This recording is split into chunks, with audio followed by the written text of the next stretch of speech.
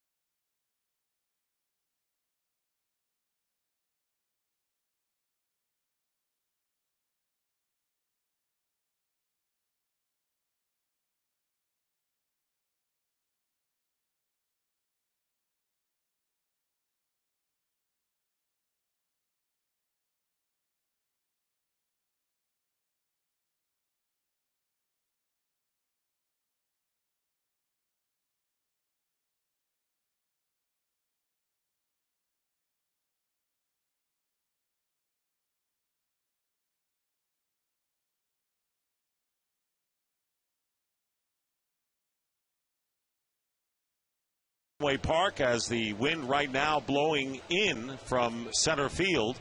Temperature 73 degrees, and it's expected to get a bit chilly later, even into the high 50s. And this game brought to you by Budweiser, official beer of the thirst inning, the beer that starts with full flavor and ends with a crisp, clean finish. Budweiser, it's what we do. And here are the starting lineups. The Detroit Tigers brought to you by Taco Bell. Austin Jackson leading off in center field. Will Rhymes will be at second base. Brennan Bosch and right, all are rookies. Miguel Cabrera as at first base, batting cleanup. Johnny Peralta, last night's hero, at third base. Don Kelly will be in left field. Another rookie, Jeff Frazier, just up yesterday, will be the DH again. Gerald Laird behind the plate, and Ramon Santiago will be the shortstop as the Red Sox take the field. Daisuke Matsusaka, who is 7-3 on the year with a 4.09 earned run average, making his 15th start of the year. And he'll be on the mound today, making his 6th start against the Detroit Tigers. Opponents hitting .226 about against him. Well, the scouting report on Daisuke Matsusaka, he's a guy that has about 8 different pitches, Dick. So anything, anytime. And he has become a guy that's really kind of a 6-inning guy anymore. He's not really the horse that everybody thought he was going to be over here. He's not a guy that's going to throw complete games. So bullpen beware. And the bullpen had to throw a lot last night here. So there's going to be some tired arms, but they better be ready with Daisuke. And right now, Mark, here are the 4 keys to the game. Well, for the Detroit Tigers, it's the Peralta protection. He hit a couple of home runs here last night, but he has got to protect Miguel Cabrera in the lineup. And then also, Jose Valverde threw a ton of pitches here last night, so he is not available. And for Boston, this is a big homestand for them.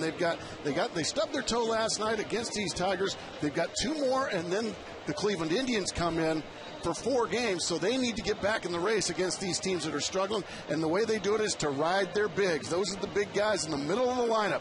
Euclid, Ortiz, Martinez, Beltre. That's how they have to beat opponents. So the Red Sox come in 6.5 behind second place Tampa Bay, 8 in the loss column. And right now, let's take a look at our sprint player first. And for the Tigers, Austin Jackson, the rookie, who was in the Yankee farm system, tied for first in the American League with 7 triples, and first among rookies with a .311 average in other areas as well. So Austin Jackson leads the young parade of the Detroit Tigers, who last night snapped a 10-game losing streak on the road.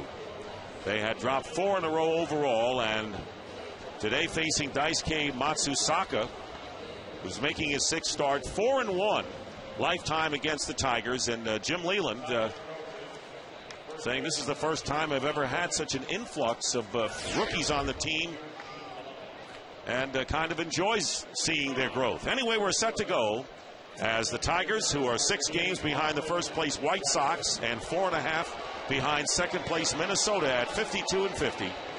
Austin Jackson leading off, coming in 9th in the league with a .311 batting average, 1 homer, 23 runs batted in.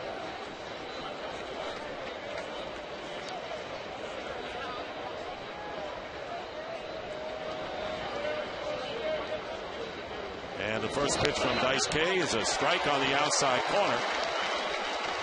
0-1 the count.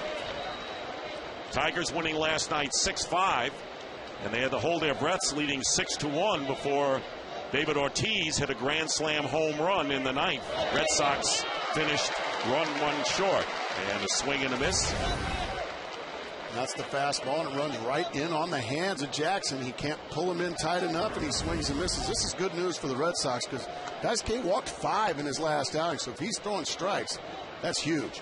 He's been sharp in his last 3 starts, and the pitch is fouled off. A 2-0 record and a 1.93 earned run average. There's Will Rhymes, the rookie second baseman, who is on deck with Carlos Guillen on the disabled list with a strained calf. Rhymes taking over at second. 0-2 pitch, strike 3 called. And so Matsusaka strikes out Jackson to start the game. Just a fastball. Looks like Jackson must have been looking off speed. That comes right back to the middle of the plate. And Dan Isonia just rings it right up. Good start here for Matsusaka. Isonia calling balls and strikes. The crew chief Dale Scott is at first. Jerry Meals umpiring at second, and Mark Wegner over at third. So with 1 out, here's Rhymes. He's hitting .308. He is 12 for 26 since being called up. He's kind of fun to watch. He's like that little engine that could. Got his first major league hit Tuesday against the Rays. First pitch missing, 1-0.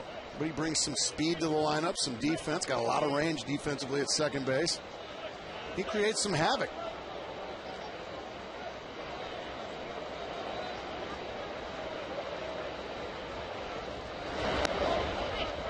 Off-speed pitch, 2 balls and no strikes to Rhymes with Brennan Bosch on deck. He's got that small strike zone. He's got a good eye at the plate. So Matsusaka falls behind 2-0. Now a good hitter's count here for Rhymes.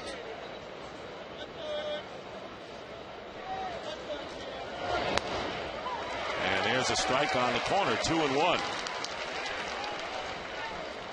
Will Rhymes, called up last Sunday, 27 years old.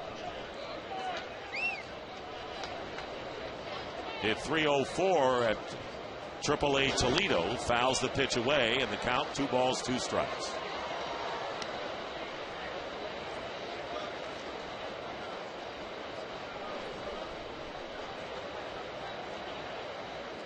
This is the way they're playing Rhymes. Basically straight away, although Beltre is playing a wide, a third, and back a couple of steps.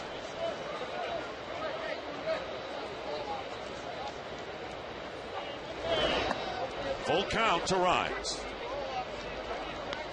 Daisuke Matsusaka. Last start was against Seattle on Monday night, had no decision, working 6 innings, giving up a run on 4 hits. Full count to Will Rhymes. And ball 4, low and inside, and the Tigers have their first base runner. Speed now on the bases. Terry Francona can only just stare. After the first batter, it was so easily with the strikeout, and all of a sudden, ball 4 to the speedy Rhymes. And now Jim Leland was also talking before the game. He's got to try to create ways to score runs. Miguel Cabrera really the only big-time threat in the lineup, so he's got to start sending runners and trying to do some things and press the accelerating.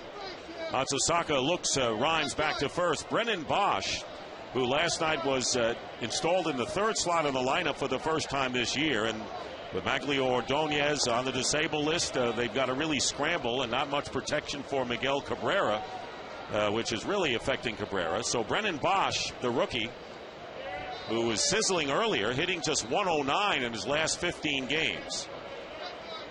But one of the top rookie hitters in baseball.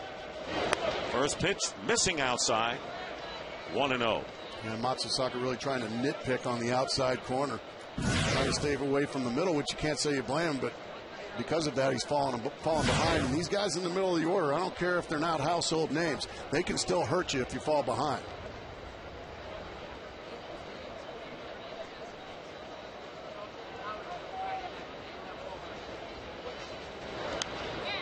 Foul ball out of play. 1 ball and 1 strike to Brennan Bosch. So the Tigers, who have 9 rookies on their roster right now, but the best of the bunch, without question, Brennan Bosch and Austin Jackson, and that's where they rank amongst rookies in the league. And they're really kind of dominating that area. That's right. Yeah, there's a lot of rookies, but don't feel too sorry for Jim Leland. He's got some guys that can play. 1 ball, 1 strike to Bosch. Jim Leland keeping his Tigers in the race. And the pitch is low and inside.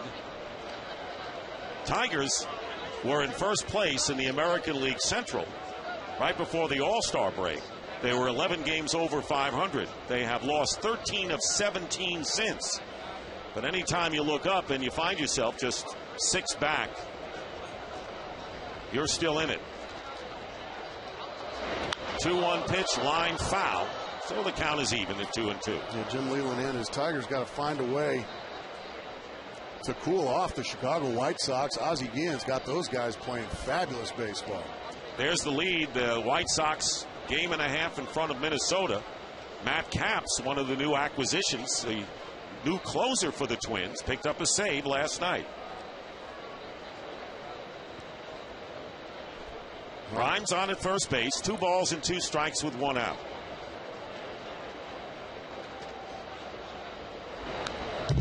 Foul back. So Bosch making Matsusaka work here in the first inning.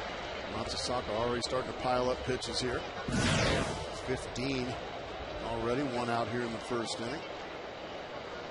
His only career complete game came against these Tigers as a rookie here at Fenway Park back in 2007. trying to deal with the rookie Brennan Bosch. There goes Rhymes, and the pitch is fouled off. So Jim Leland was sending the base runner, as you pointed out, trying to manufacture a run early. That's what you have to do when you don't have a lot of thunder in your lineup. You're missing Maguila Ordonez. You're missing some of your horses. So you got to try to create ways, and that's one thing. Jim Leland's never afraid to think outside the box.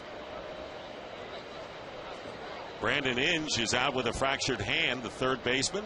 Carlos Guillen with a strained calf. Getting back is Rhymes.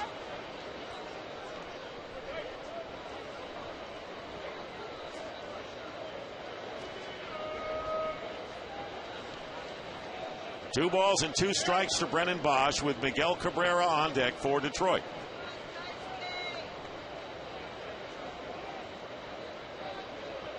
Rhymes does not go this time, and it's a pop-up in foul territory.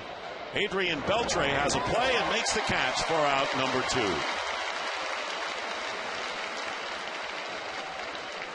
2. 2 away, Rhymes remains at first, and here's Miguel Cabrera, the Triple Crown candidate, and his task that much tougher mark with a lot of the players around him out of action. Second in the league at 349, second with 25 home runs, and leading in runs batted in with 89. And Miguel Cabrera just having a fabulous year, certainly the leading MVP candidate right now. It's just a matter of, will he be able to get his swings? He's being pitched around.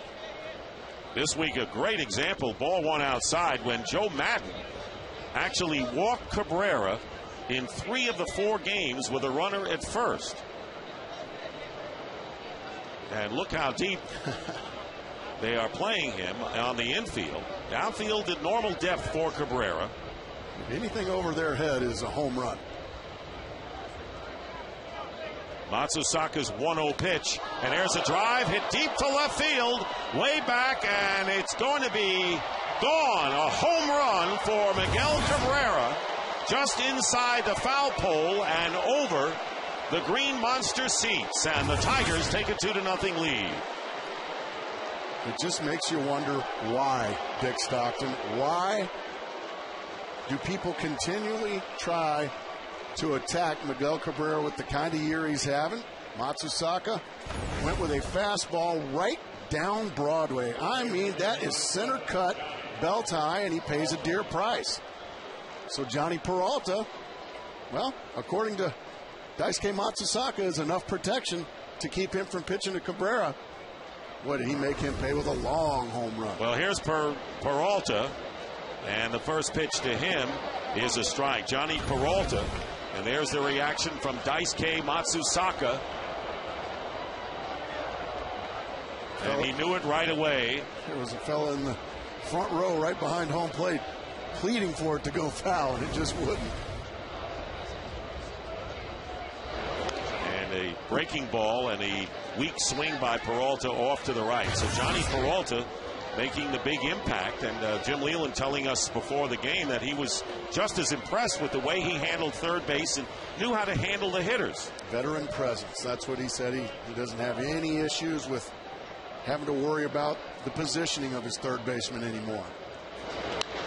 And a fly ball hit to center field. Darnell McDonald moving over to his right makes the catch, and the side is retired. The damage is done. Miguel Cabrera with a 2-run homer, his 26th of the year. Now with 91 RBIs, the Tigers lead 2-0.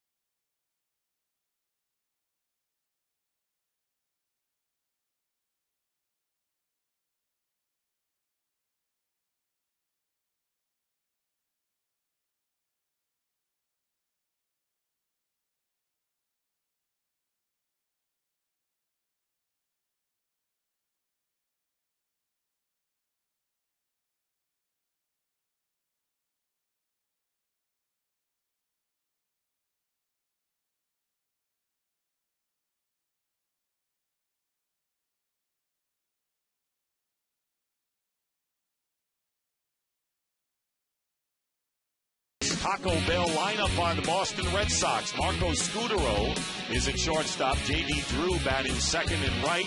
Kevin Youkilis is at first base. David Ortiz, the DH. Victor Martinez behind the plate. Adrian Beltre is at third base. Bill Hall is the second baseman.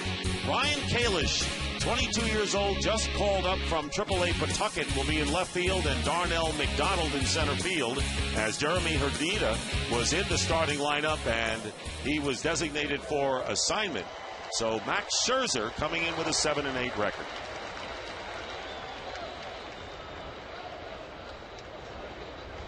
A fast worker. He couldn't wait to get on the mound and face these Red Sox. Number one pick of the Arizona Diamondbacks a handful of years ago. He finds himself now a fireballer in Detroit. And Marco Scutaro, the first batter, takes a strike. Scutaro hitting .283 with 7 homers and 35 runs batted in. He has been a dependable and reliable shortstop for the Red Sox this year, and he's been on a power surge as of late. He hit a home run, and that ball is fouled down the right field line last night. That accounted for the only run before Big Poppy's grand slam homer, and then a grand slam homer in the Red Sox final game at Anaheim. And the sprint player first for Marco Scutaro, first among league shortstops with 10 3-hit games and playing 101 games this year. So unlike the injured players, he's been an Iron Man. Usually expect those numbers from somebody like Derek Jeter. But no, Marco Scutaro been one of the most consistent shortstops in the game this year. 1 ball and 2 strikes to Scutaro with J.D. Drew on deck. And the count 2-2. Scherzer is 6-4 and an ERA of 2.73 since he came back from AAA. They sent him down after he was pummeled by the Red Sox in May, giving up 3 homers in 5 innings. And strike 3, Scutaro goes down for out number 1. Let's take a look at the replay. Just no nonsense baseball right there. Here's my fastball down the middle, and it's right by Marco Scutaro, down around the knees. Scouting report is just that. He's got a swing and miss fastball, and his strikeouts are pretty strikeouts. That's because his slider is improving. That was a pitch that he just really didn't have, and they've really worked on it since he's gotten to Detroit, and it's a quality pitch now.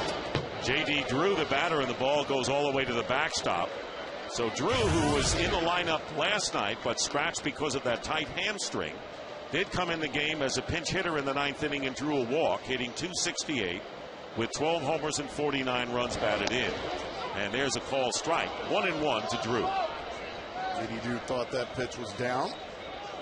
Sonia having a wide zone today. Pitchers love that.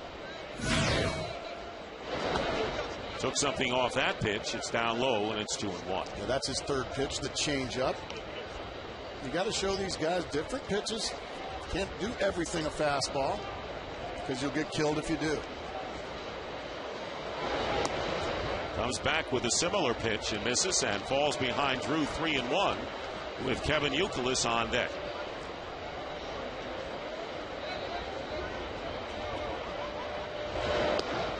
Low ball 4, so the Red Sox have a base runner with 1 out, and Kevin Youkilis coming up with the Red Sox trailing 2-0. Youkilis hitting .308 with 19 homers and 62 runs batted in. If you're a pitcher, you got to really watch yourself, because Dan Harron took one off the forearm in Anaheim, and last night Armando Galarraga took one off of his ankle and had to leave the game. There's a call strike. This is how the Red Sox are going to have to get themselves back in the race. Ride these big guys, Youkilis, Ortiz, Victor Martinez.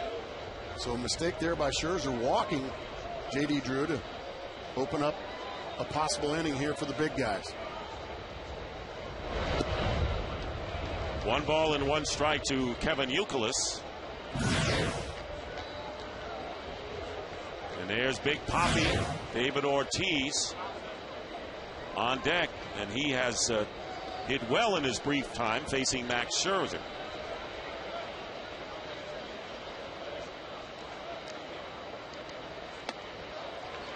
And it's 2-1 now to Youkilis.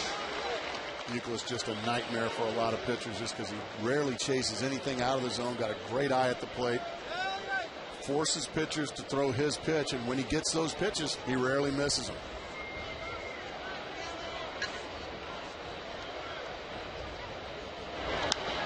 And there's foul ball out of play. Count is 2 balls and 2 strikes. The Red Sox have been virtually a 500 team since the All-Star break. 7-8. They had won 3 in a row, sweeping the Angels on the road, and 5 out of 7 before they lost last night.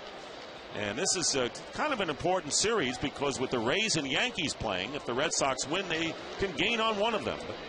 And the same goes the other way. And that pitch nearly hit Euclid, and the count is full. Yeah, both of these teams, even though they're still in the race, they're chasing 2 teams in their division, and that's the dangerous part because you cannot just hope and depend that both those teams are going to lose. You have to go out and put a streak together. That's why this homestand is so important for the Red Sox. Here's the 3-2 pitch, and it's popped up left side of the infield, and Johnny Peralta makes the catch in fair territory for the second out. And that'll bring up David Ortiz, who leads the Red Sox with 22 homers, 68 runs batted in, hit 2 home runs off of Max Scherzer on May the 14th. This was the Go ahead. 3-run shot in the first inning. Got it going very well. That one went almost 400 feet off of Scherzer, so certainly Scherzer knows his name.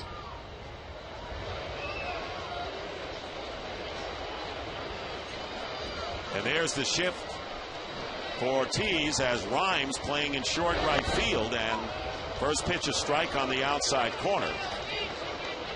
It's a pretty wide strike zone today. And Sonia. Ortiz with a grand slam home run, but it left the Red Sox 1 run short last night. And there's a line drive. Don Kelly back there to make the catch. So going the opposite way was Ortiz. Side is retired. 1 left. We've completed 1. The Tigers lead it 2-0.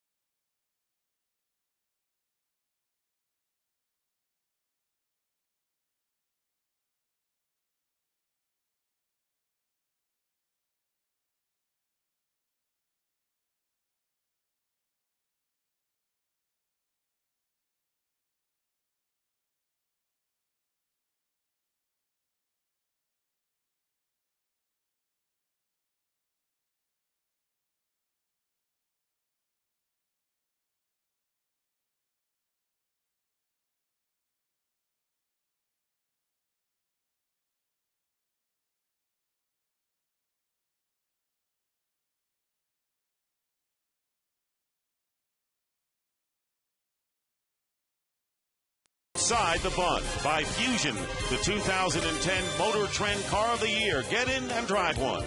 And by Sprint, the Now Network. Well, there's the North Church, and it was Paul Revere, and of course, 1 if by land, 2 if by sea, and it's a good thing he didn't get messed up on the signals. That's exactly right. On that day. That would have been a lot worse than missing a hit and run. The Colonists would have been in trouble. Don Kelly leading off for the Tigers here in the second inning. As the Tigers, on the strength of Miguel Cabrera's 2-run homer, leading the Red Sox 2-0. First pitch, ball 1 to Kelly, hitting .205 with a homer and 8 runs batted in. Yeah, missing a hit and run just gets you benched. Messing up those signals would have sealed your fate.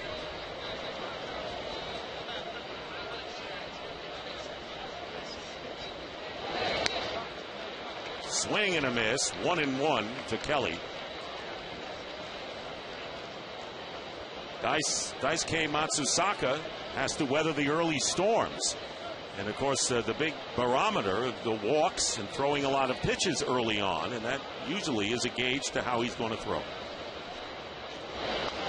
Fouled off, good pitch in on the fifth. He usually settles in after about 20 pitches, and that's been the story. He threw about 20 pitches in the first inning, and we talked about how he's become kind of a 6-inning guy, and not much more than that. It's because he has struggled in the first inning. Threw 22 pitches in the first inning. Here's the 1-2 pitch coming up. And a ground ball hit to Euclid, who flips to Daisuke for the out, and there's one gone in the second. And you got a glimpse there of Jeff Frazier, who made his major league debut last night, the Tigers' designated hitter. And he'll come to the plate right here. Did not get a hit, and Jim Leyland says, you know, a lot of guys, rookies come in, and they say, I can't believe I'm up here facing these kinds of pitchers. And he says, Frazier was up there just hacking away last night. Swinging at anything out of the strike zone. Eyes like saucers. Just not letting the game come to them. Not relaxing and taking a step back, take a deep breath, and play the game. It's the same game you've always played. There's just another deck on the stadium. Easier said than done, right? That's exactly you were right. in those shoes. Oh, yeah. I mean, your mouth's dry. You're worried about everything but the baseball, and that's what you have to take a step back and remind yourself. It's still baseball. Fouls back the high fastball, 1-1. Jeff Frazier had 23 home runs and 68 runs batted in 104 games at Toledo. That's big-time power numbers. In the minor leagues, where you start in late April, that's a lot of home runs, 23. Off-speed breaking ball, fouled off, and it's 1-2 to Frazier. And you can see he's very aggressive right now, overly aggressive, and Daisuke Matsusaka's now going to throw him some stuff off the plate. That's off the plate and down after chasing a high fastball the pitch before. I'd be shocked if anything in the zone here.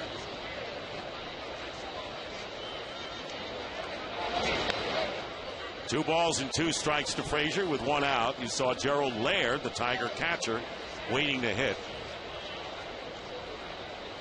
Red Sox have been quiet at the trading deadline.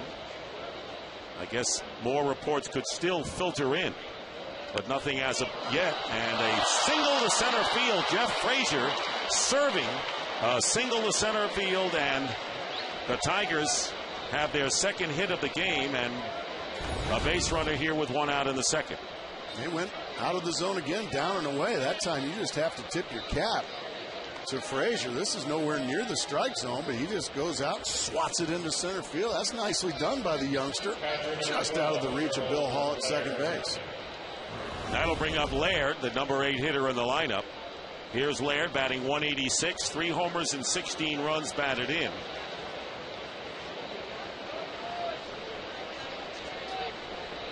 He's an outstanding catcher who throws out would-be base stealers, and this one glances off the glove of Beltre, and everybody is safe. Hard hit ball by Laird. And Beltre, who's normally an outstanding third baseman, couldn't handle that hop, and the Tigers have 2 on. As you said, Dick, it was hard hit, had some top spin, and Beltre's first move was to back up. I think had he decided to charge that ball and come get it, I think he would have been able to get an easier hop. Instead, that'll go as an error on the sure-handed third baseman. And now all of a sudden an opportunity here instead of a double play ball. Now it's first and second and only 1 out. 16th error charge to Beltre this year, and here's Ramon Santiago, switch hitting shortstop, hitting .273. Couple of home runs, 13 runs driven in. So the Tigers, who lead 2-0, have another threat going here in the second. a strike. Letter high to Santiago. On deck, the top of the order, Austin Jackson. And by all accounts, this inning should have been over on the double play ball, but instead now a chance for a possible big inning here if Santiago can do anything, because then the lineup turns over. And there's a looper into center field, a base hit, and coming around to score will be Frazier. Stopping at second is Laird, and Santiago delivers a base hit, and the Tigers now lead it 3-0. 14th run batted in for Santiago. Still one out. Runners at first and second. So Frazier comes around. A fastball on the inside part of the plate. Santiago gets jammed, but because it's up around belt high, he's able to get it airborne and get it out there in front of Darnell McDonald. And scoring easily right there was Frazier. And boy, that booted ball at third base now could become a killer. 3 straight hits, or 2 hits surrounded around the era. And a big cut by Jackson and a foul at the plate, strike 1. He was called out on strikes last inning. You want to be a catcher in the major leagues? And the umpire got it as well, right in the breadbasket. But they're a fraternity, so Iasonia goes out, hands the ball, gives Martinez a little time to check his feelings, and then also he can rub off the ball in the ribs he got. So for the second straight game, the Red Sox are falling behind early to the Tigers. Good pitch that time by Matsusaka. 0-2 now to Jackson. It's a fastball that cuts. Watch the late movement away from Jackson and right by him. Good pitch, as you said. Runners at first and second with 1 out. A run in for the Tigers after they got 2 in the first.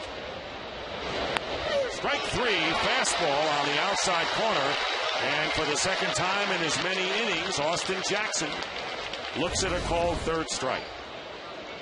Once again, a fastball on the outside corner, and once again, Austin Jackson, who's looking at it, go right by him. Must have been looking off speed again. So here's Will Rhymes, who walked and came around on Cabrera's 2-run homer last inning. Laird, the runner at second. Santiago with the lead at first.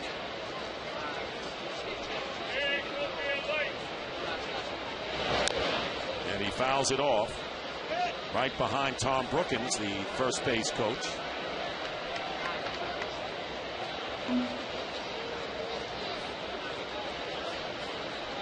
Tigers having to scramble. And they're going to get a lot of opportunities against the Chicago White Sox in the coming weeks.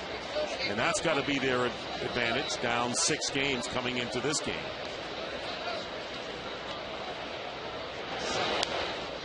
Fouled away, 0-2 now to Rhymes.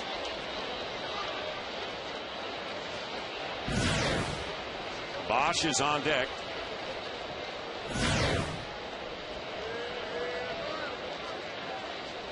And the next pitch will be the 40th for Daisuke Matsusaka. And that is just too many if he's expecting to go deep into this ball game.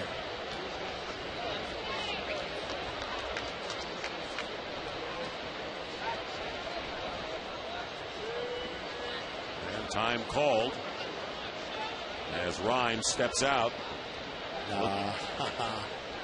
Tiger fans made plans to come here for the weekend.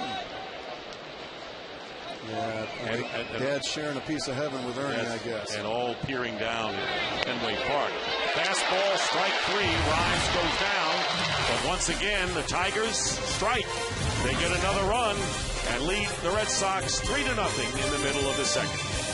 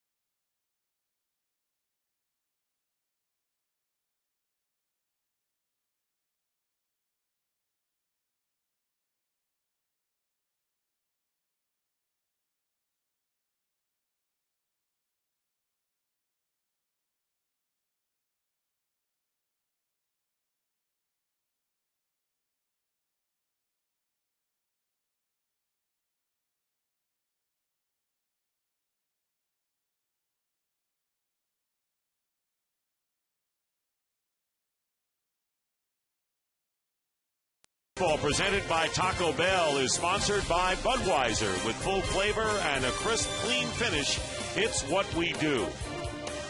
Well, our director Bill Webb having a field day here in Boston. That's Bunker Hill, and he'll be showing incredible historical landmarks and people visiting them. Want to remind you that aerial coverage brought to you by DirecTV. Call 1-800-DirecTV to find out how you can get 5 months free.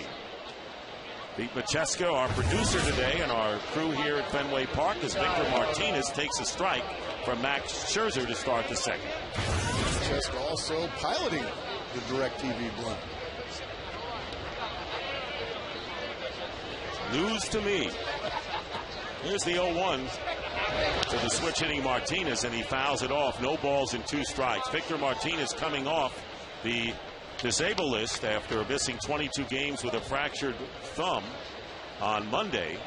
And of course the Red Sox still looking to get back Jacoby Ellsbury, Dustin Pedroia, and Jason Varitek, who are still out with injuries. Ellsbury may be the next back for the team.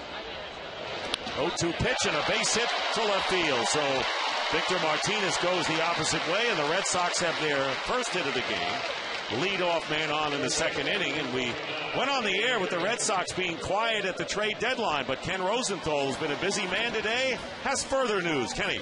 Dick, the Red Sox did acquire a catcher today, Jared Saltalamacchia from the Rangers. You might remember him. He was the centerpiece of the Rangers-Braves deal from Mark Teixeira a few years back. His career stalled due to injuries and throwing problems, but this is a worthwhile gamble for the Sox with Victor Martinez and Jason Varitek uncertain beyond this season. All right, thank you very much, Ken. And, of course, the Red Sox also traded Ramon Ramirez to the San Francisco Giants, called up left-hander Dustin Richardson from AAA. He's been up before. Adrian Beltre, 5th in the league, batting .332, and the count is 1-1.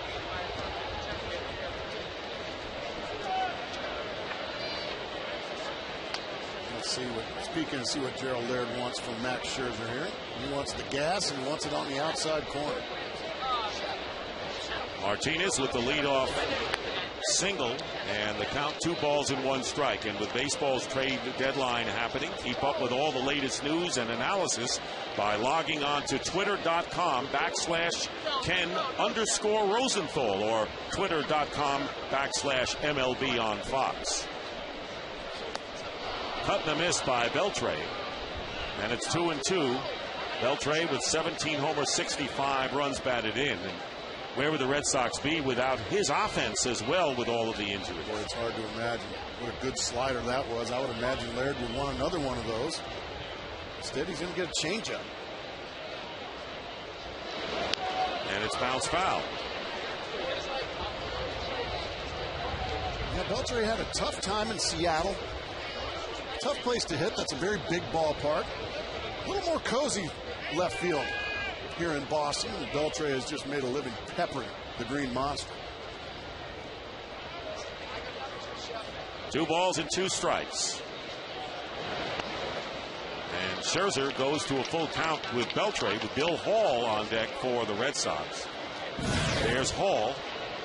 Adrian Beltre has hit 11 in his last 12 games and hitting .353.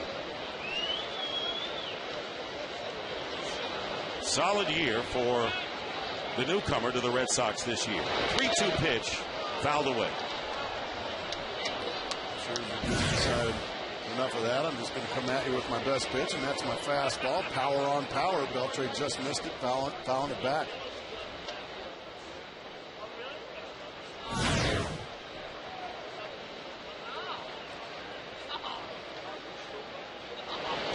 Two pitch grounded to shortstop, could be 2, and a 6-4-3 double play hit in by Beltre, and that'll erase the base runner, and there are 2 down here in the second. I see the sign. The pitch was a slider. It stays up in the zone. Beltre hit it hard, but he hit it right at Ramon Santiago, and they turn it easily. That's about as tailor-made as it comes right there, Dick. So with 2 down, here is the second baseman, Bill Hall.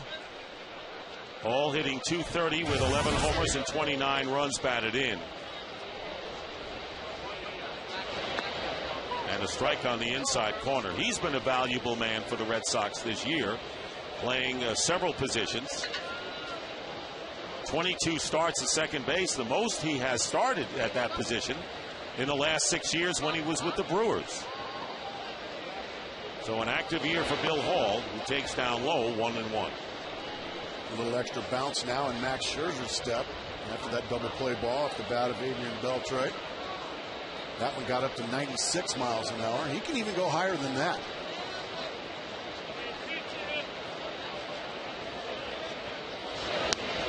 And there's a ball, 2-1. Max Scherzer, of course, on Monday was the other pitcher when Matt Garza spun his no-hitter. In fact, they had a double no-hit bid into the 6th inning in that game. And it was Matt Joyce, the former Tiger, who hit the grand slam home run that gave Garza the breathing room. There's a chopper to third. Peralta, plenty of time, and that'll do it. There was a hit. Double play helping out the Tigers.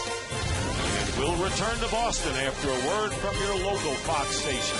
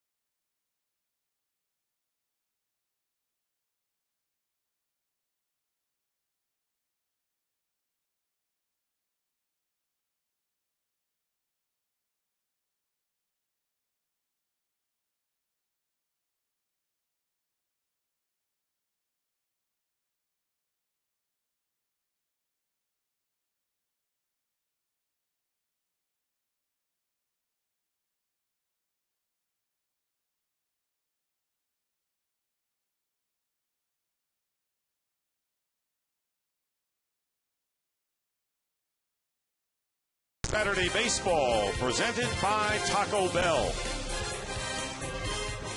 And Brennan Bosch up for the second time. Takes ball one from Daisuke Matsusaka. Bosch fouled out to Beltre.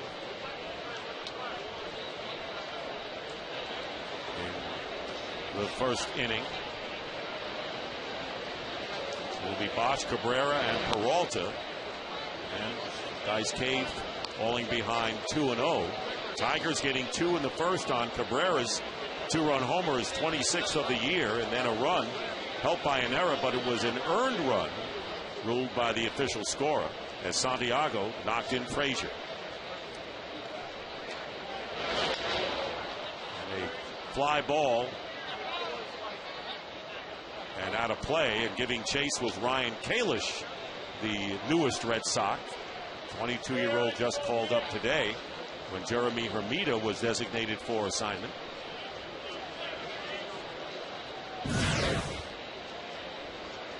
There's Miguel Cabrera waiting to hit. The count 2-1 to Brennan Bosch. Bosch is the best hitter in the American League against left-handed pitchers. Interesting. Hitting .410 against southpaws. hits this in the air. Charging over is Kalish. Has a play and makes the catch. So not easy to handle left field if you've not seen it before. And so Bosch is retired for the first out, and Cabrera coming up. And the shadows also playing a factor right near home plate and in left field as well. And late afternoon here in New England, all of a sudden the shadows become a factor. They're not a factor yet, but give it a couple innings and it's going to be difficult to see. So that's advantage Detroit by having a 3-run lead when it starts getting difficult. Here's Cabrera, 2-run homer, getting the Tigers off on the right foot in the first inning. Takes down low for a ball. They decided to pitch to him. It cost him dearly with a 2-run long ball. Let's see if they are a little more careful this go around, even with the bases empty.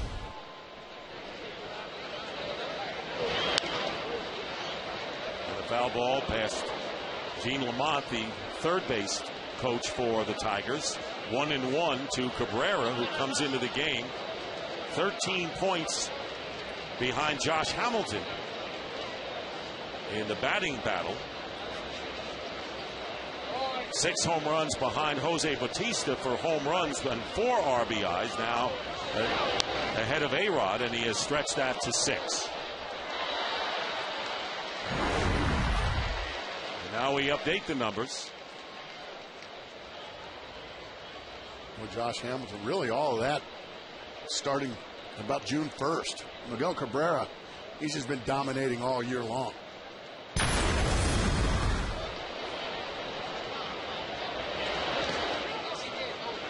Check swing. And the count 2-2. Dale Scott, the first base umpire, indicating that Cabrera did not go around.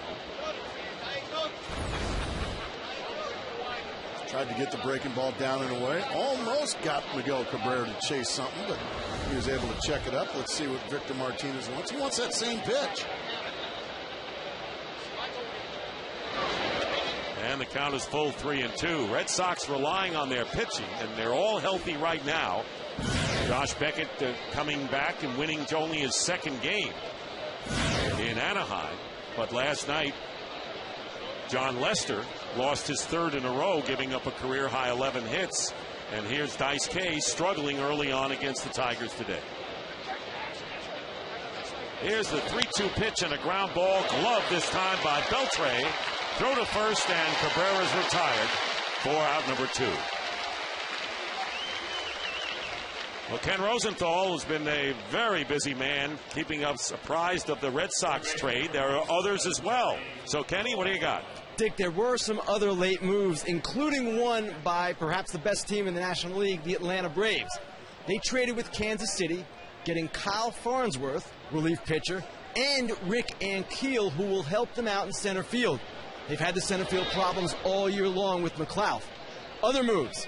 The Marlins actually turn into buyers. What? Sort. Yes, they get Will Omen, the lefty reliever from the Orioles, and the Dodgers. In addition to getting Ted Lilly and Ryan Theriot earlier, they pick up Octavio Dotel from the Pirates, help their bullpen. All right, that's a mouthful, and that is great on this very dramatic day. Good stuff, Kenny. Trading deadline, and there you see the Dodgers. Dotel just a little while ago. They got Lilly and Theriot from the Cubs and Podsednik earlier. And really haven't had to give up too much. Just Blake DeWitt and a couple of minor leaguers. Do you know what's interesting? Whenever we say a couple of minor leaguers and all of a sudden we turn around and a couple of years later they say, what happened to those guys that we traded for, those guys who became stars? That's true. Those minor leaguers have become Jeff Bagwell. Right.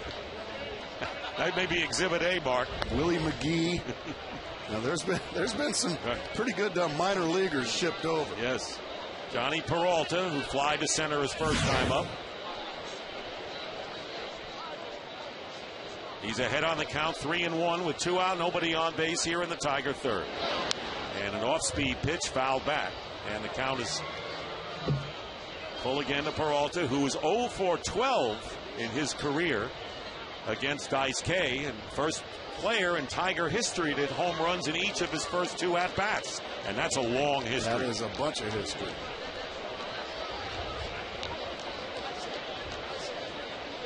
Here's the 3-2. And ball 4. And that'll be the second walk issued by Daisuke Matsusaka, and that'll bring Don Kelly to the plate with a runner at first. Well, the Tigers, obviously, with Ordonez out of there, have struggled. Since the All-Star break, the number 5 hitter in the lineup, whoever he's been, 6 for 54.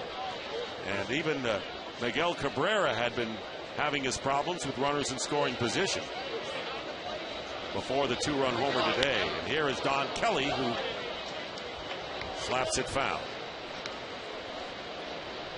Kelly was out Euclid to Matsusaka in his first at-bat.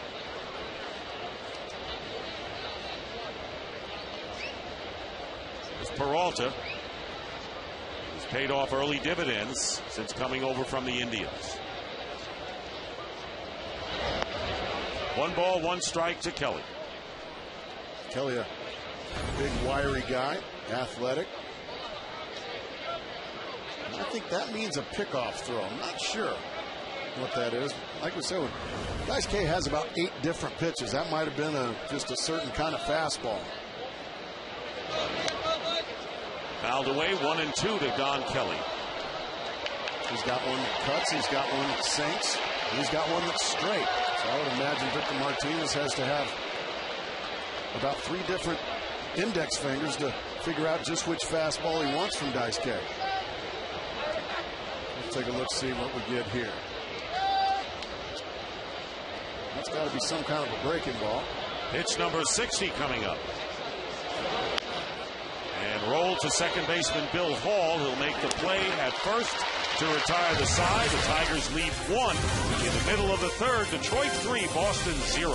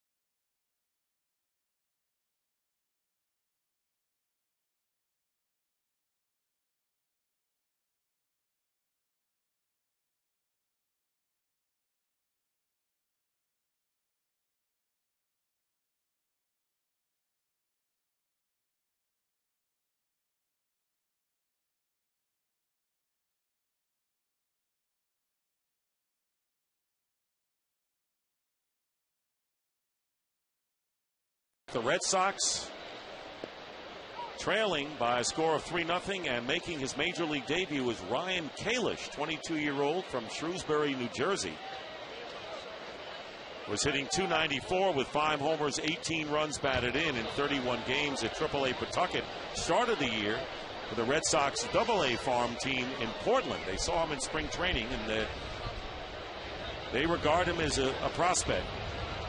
And immediately put in the starting lineup as the starting left fielder, replacing Jeremy Hermida.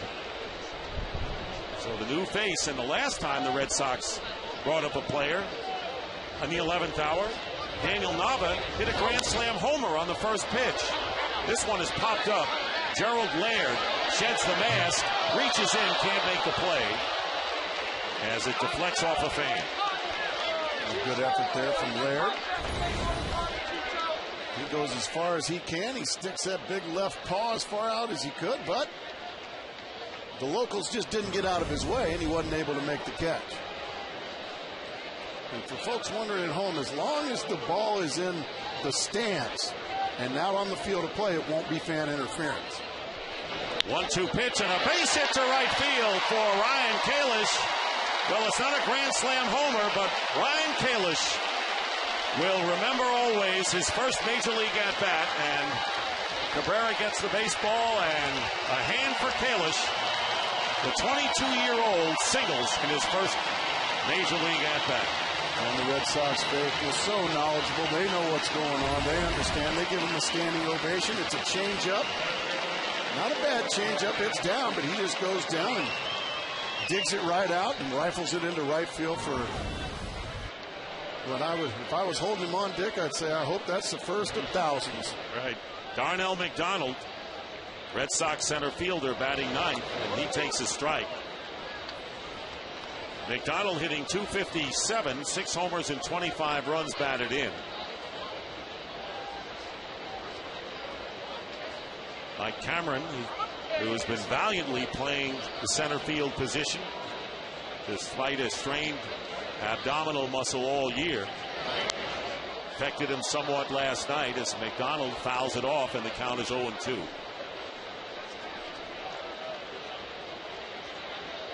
Look at the Red Sox, who come into this game 13 games over 500, yet are 8 games in the loss column behind the Rays, who right now would be the wild card team in the American League. As we get on into early August, the sand is running through the hourglass. The 0-2 pitch bounced foul, and it's a tough division. The Red Sox in a division with the top 2 teams in baseball, the Yankees and the Rays. Terry Francona aware that if he were in any other division, the story would be different. He'd be 2 games behind Texas in the West, and half a game behind the White Sox in the Central. And in the National League, the worst they'd be would be 3 behind San Diego in the West. So you get the idea. Yeah, that's just understood when you're in the East, that it's going to be that way. Toronto 5 games over and out of the race. 0-2 the count to McDonald with Kalish with the lead. Ground ball slowly hit to Rhymes. His only play is to first. And McDonald is retired as Kalish advances to second. 1 out. And the top of the order, Marco Scutaro coming up.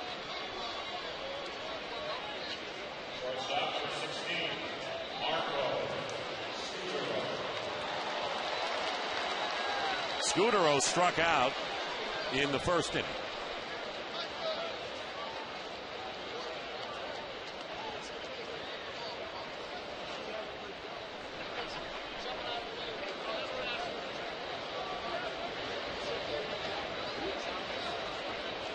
See the shadows and the light tower making a shadow on the infield as well. Yeah, the light tower now going to be a factor. The shadows just now creeping in front of home plate. Once they get about halfway out to the mound, then it's going to be very difficult on hitters.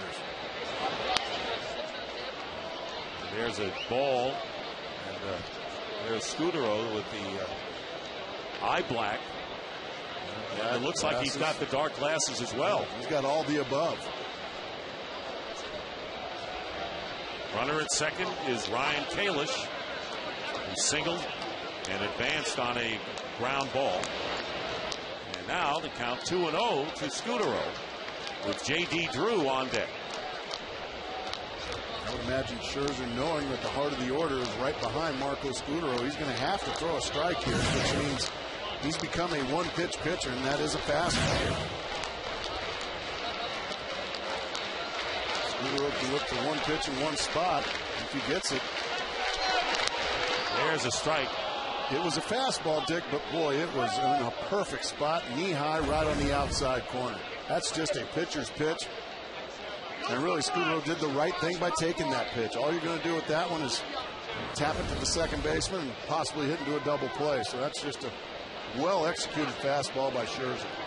Will Rhymes, second baseman, shaded towards second, trying to keep Kalish as close as he can. So it's not automatic. There he is, and moving back that on a base hit he would score, and he goes around on the swing. And the count is now 2-2 to Marco Scutaro. When you go in the mid-90s like Scherzer does, a lot of times you get the swing at the high fastball. Just can't lay off of it. It looks too good, right? Looks too good right in those eyeballs. So now he's got it back to even with a couple of fastballs.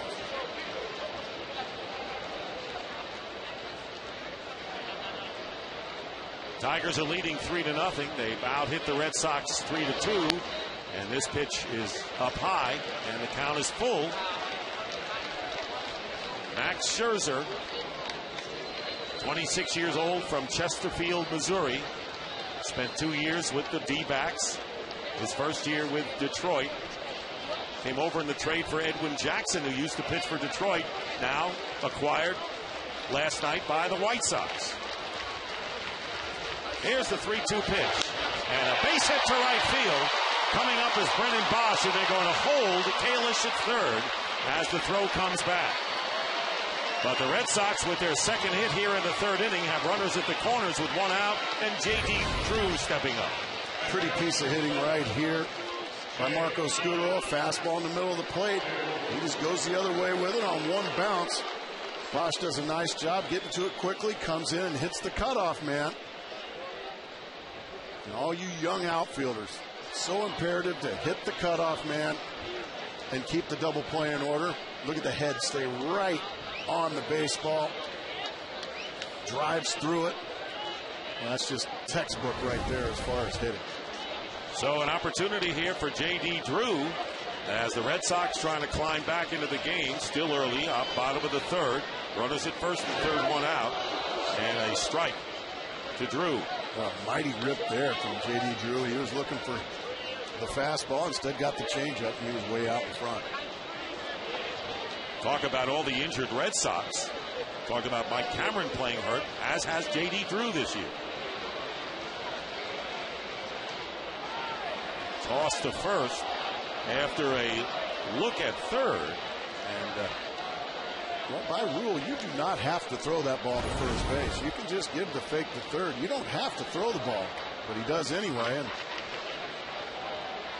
never throw it if you don't have to, folks.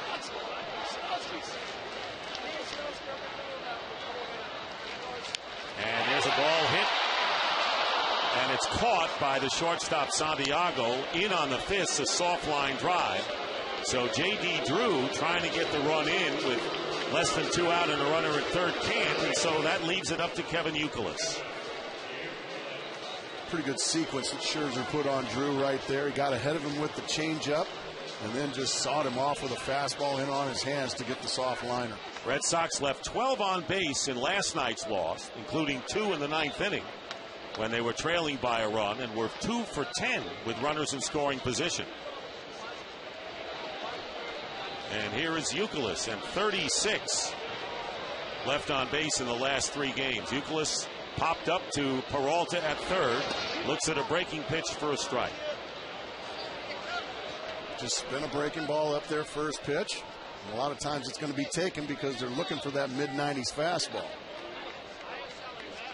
Let's take a peek in at Gerald there and see what he wants this to go around. He wants the fastball in.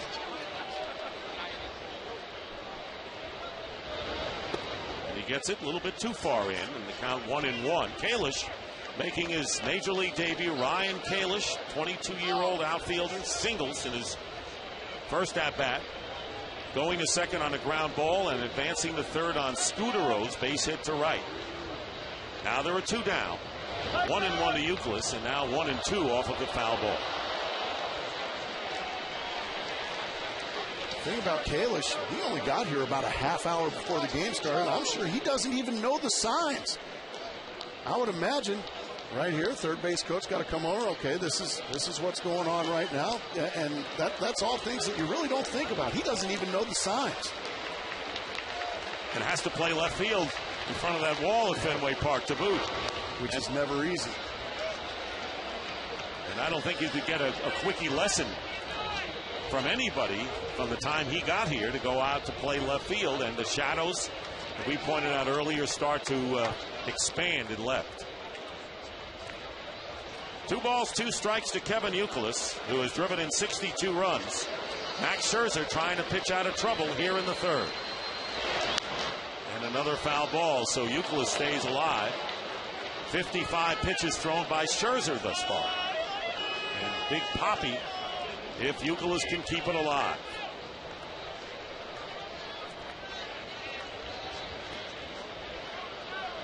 Infield playing Youkilis to pull, the outfield straight away.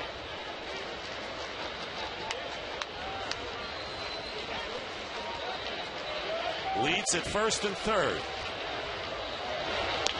And the count is full inside to Youkilis, 3-2.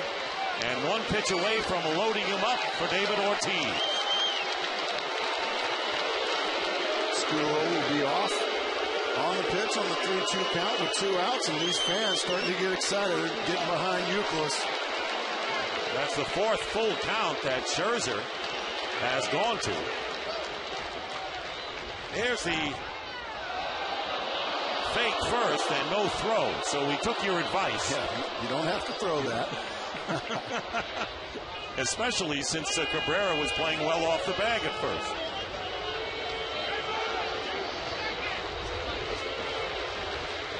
The 3-2 pitch and a fly ball hit to left center field. Don Kelly coming over, and it's grabbed by Jackson, the center fielder. So the Red Sox leave 2 on base, 3 so far in the game, and after 3, Tigers up 3-0.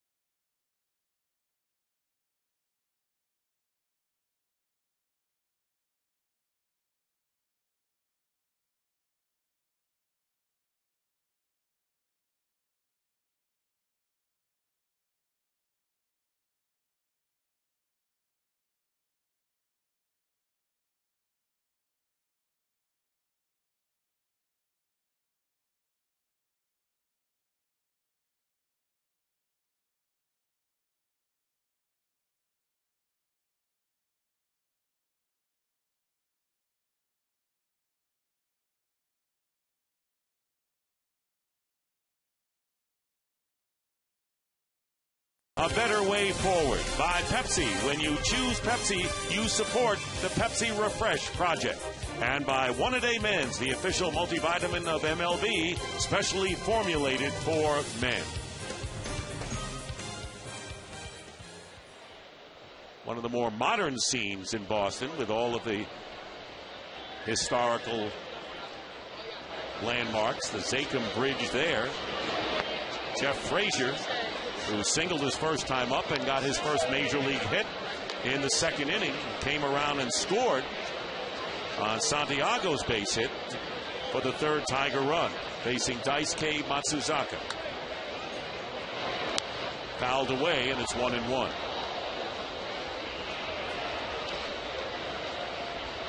On deck is Gerald Laird. So early in this game, both Jeff Frazier and Ryan Kalish had their first major league hits here at Fenway Park.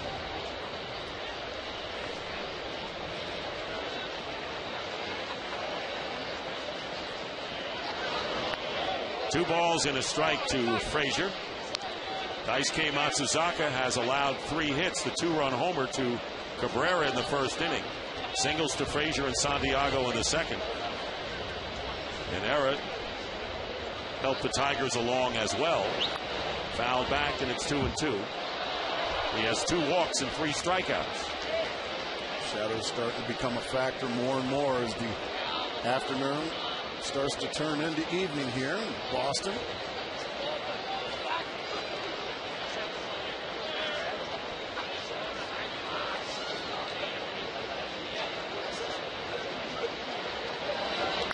Breaking ball hit to left field. Kalish will play it off the wall. His first experience. Bounds away from him. And going into second is Frazier with a double. That would have been a double in any event, even if he had fielded cleanly out there. But Jeff Frazier 2 for 2 now. Yeah, Kalish had 0 opportunity to take any fungos off the wall. He got here so late. That one got over his head. Or the bounce did. That's just a hanging breaking ball right there. And Frazier does what you're supposed to do with it up here and just ripped it into left field. So the rookie a little more comfortable in his second game. And Kalish seeing what it's like to field one off the wall. So the leadoff double. And here's Gerald Laird, who reached on an error by Adrian Beltre. A hard hit ball that glanced off of Beltre's glove.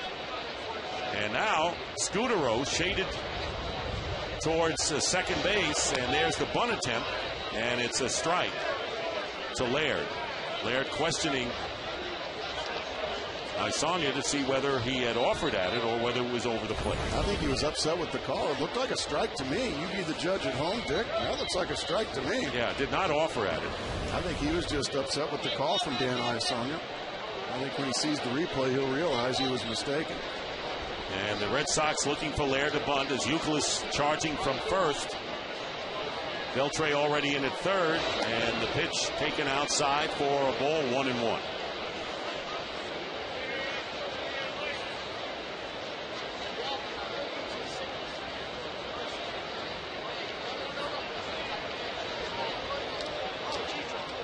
Tigers looking to increase their 3-0 lead over the Red Sox. Took the opening game of the series last night.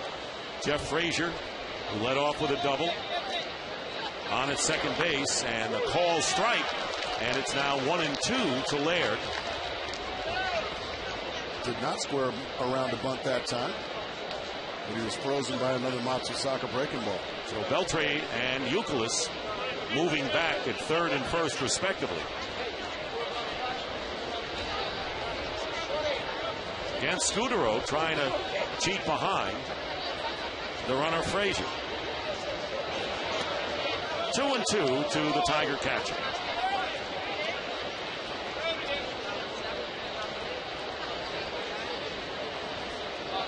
Tigers coming in with the 3rd worst road record in the American League, 17-33.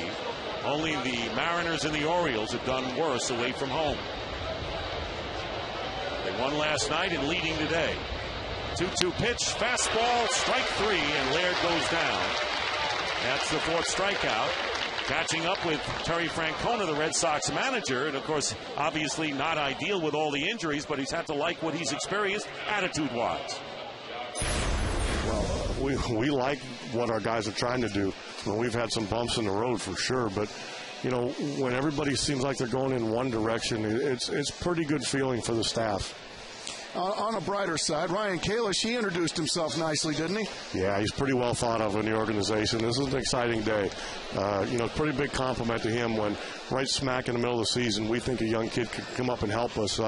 He's got a pretty bright future. It kind of looks like a little bit like Trot Nixon. And Terry, of course, the acquisition of Jared Saltalamacchia, new catcher coming in. Yeah, and again, there's a lot of things that are happening before the game. I don't have a lot of information on that one yet. You don't need information. It's too early. All you need are facts, and it's been a wild day for you. Thank you. All right. Good talking to you guys. Go get him, Skipper. And it's been a wild day with last-minute maneuverings, and it's not that first time it's happened with the Red Sox. and Terry Francona this year. Yeah, usually on the 31st, your roster is going to be different than what you wake up with. 2-0 the count to Ramon Santiago, who drove in the third Tiger run with a single up the middle back in the second inning. On deck is Austin Jackson, the third go-around for the Tigers. Jeff Frazier with the lead at second, led off with a double, and there's a ball blooped down the left field line. It's going to be a fair ball. A run's going to score as Kalish chases it into the corner, and on at second with a double is Santiago. So 4 hits from the bottom third of the batting order already for the Tigers. Santiago driving in his second run of the game, and it's 4-0 Detroit.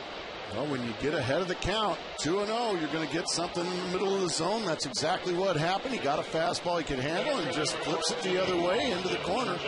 Frazier scores easily. And Santiago's driven in a couple now today. That fastball is just right down Broadway. That's what you're supposed to do with that pitch. Austin Jackson up for the third time. Good breaking ball that catches the inside corner. Jackson called out on strikes twice so far today. Tigers inching up, leading 4-0, and have another runner in scoring position with 1 out here in the fourth.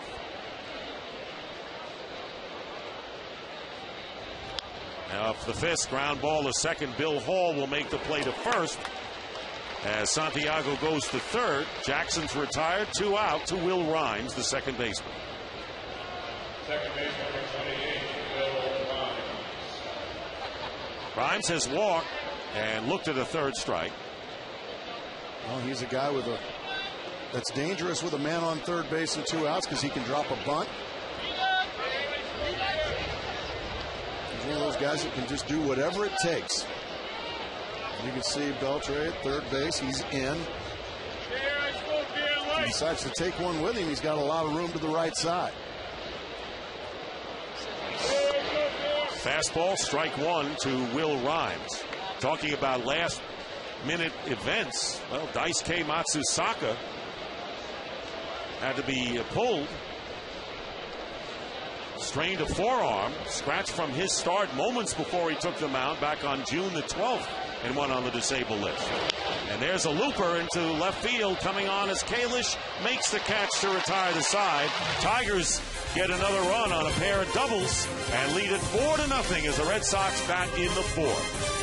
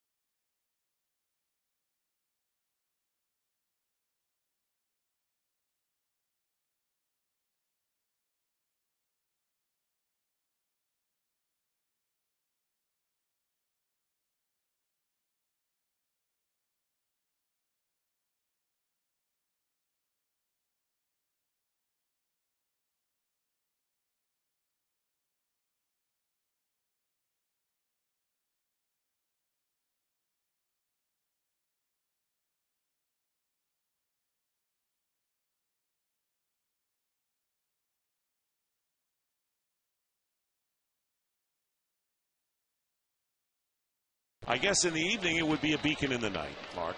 That's very well said. David Ortiz leading off.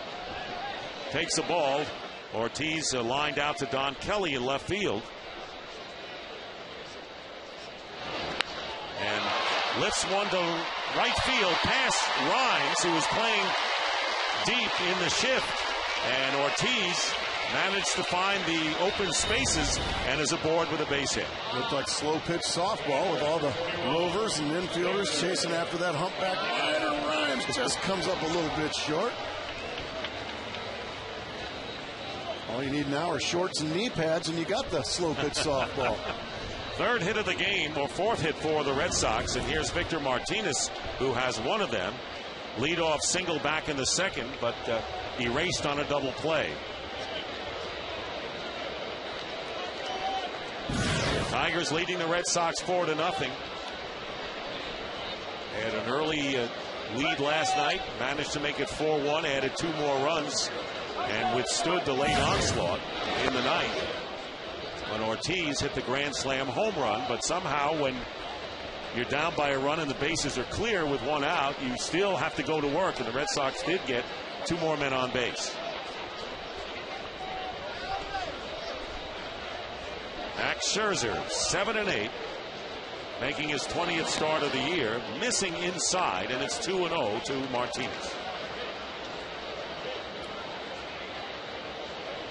And once again falling behind, 2-0. He's become a one-pitch pitcher again, and that's fastball, so Victor Martinez knows that. He can look for one pitch in one spot, and if he gets it, he can swing it with bad intentions.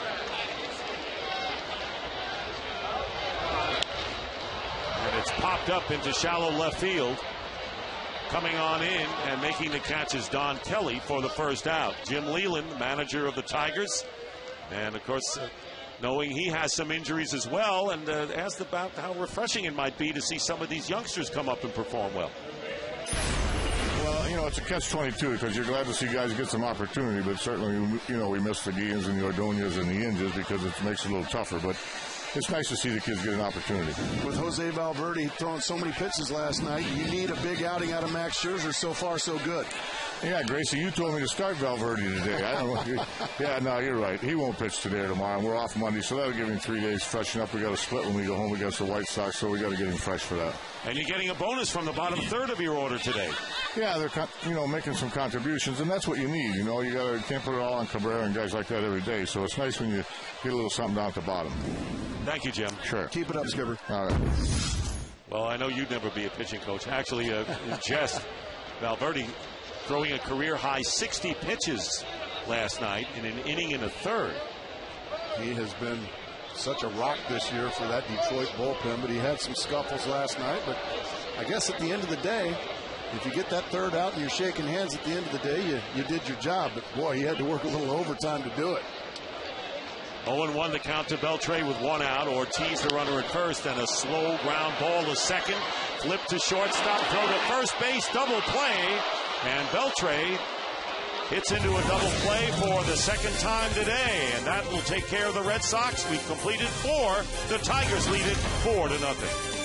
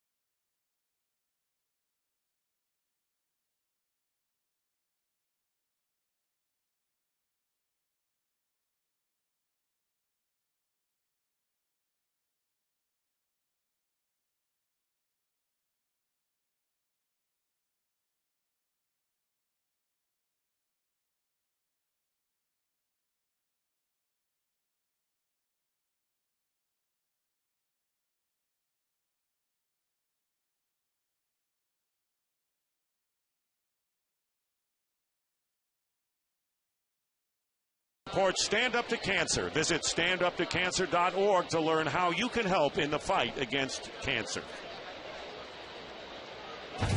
Brennan Bosch leading off in the 5th inning against Daisuke Matsusaka. The Tigers leading 4-0. And ball one outside to Bosch. Well, the inning before, what a beautiful turn by Will Rhymes and Ramon Santiago. I didn't think there was a chance to turn that double play. It wasn't hit very hard at all, Dick, but the two young middle infielders showing me a lot there. That was a slick turn. It was Ortiz they knew could not run, but they still on the ground ball had to get the runner at first base. Bosch fouls it off, and the count 1 strike to the Tiger rookie right fielder. Bosch fouled out to Beltre and flied out to Ryan Kalish. The left fielder has hit the ball to the opposite field twice, and it's 2-1 now to Bosch. He'll be followed by Miguel Cabrera and Johnny Peralta. It's Cabrera, who hit a 2-run homer in the first inning over the Green Monster seats, his 26th of the year. And that started the Tigers off and running.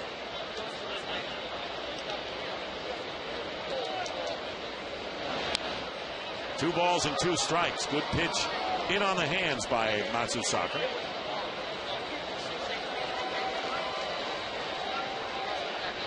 Top of the 5th inning.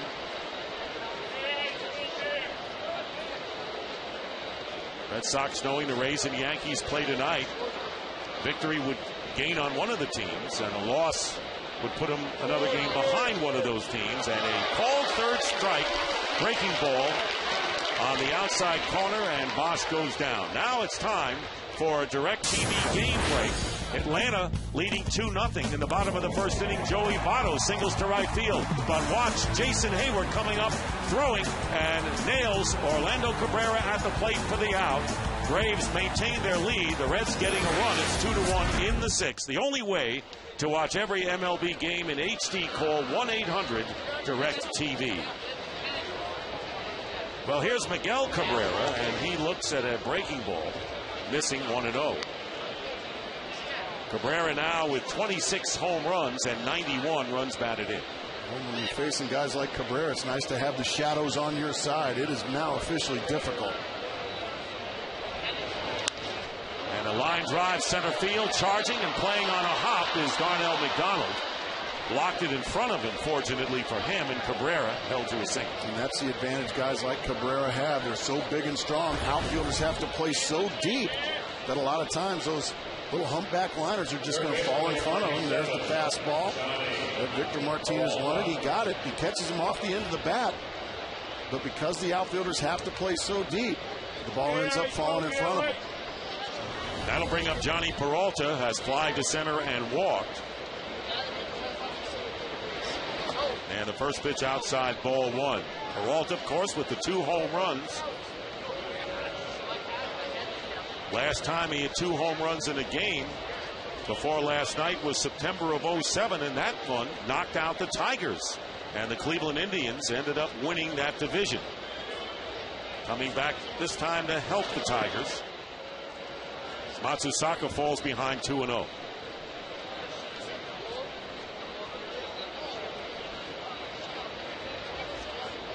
Tigers looking to extend their lead.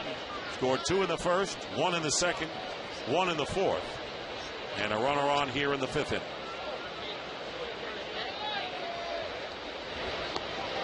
Fastball inside corner, 2-1. Quality pitch right there on 2-0. Peralta looking out over, hoping to get something he can get his arms extended. And Matsusaka went right to the inside corner and froze him.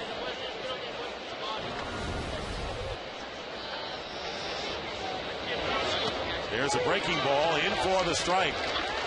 So he follows the fastball up with the breaking pitch. And that's a frisbee right there. It stays up. It's a high strike. You don't want to make a living throwing the ball belt high on off-speed pitches, Dick. 2-2 to Peralta. Just gets a piece of it.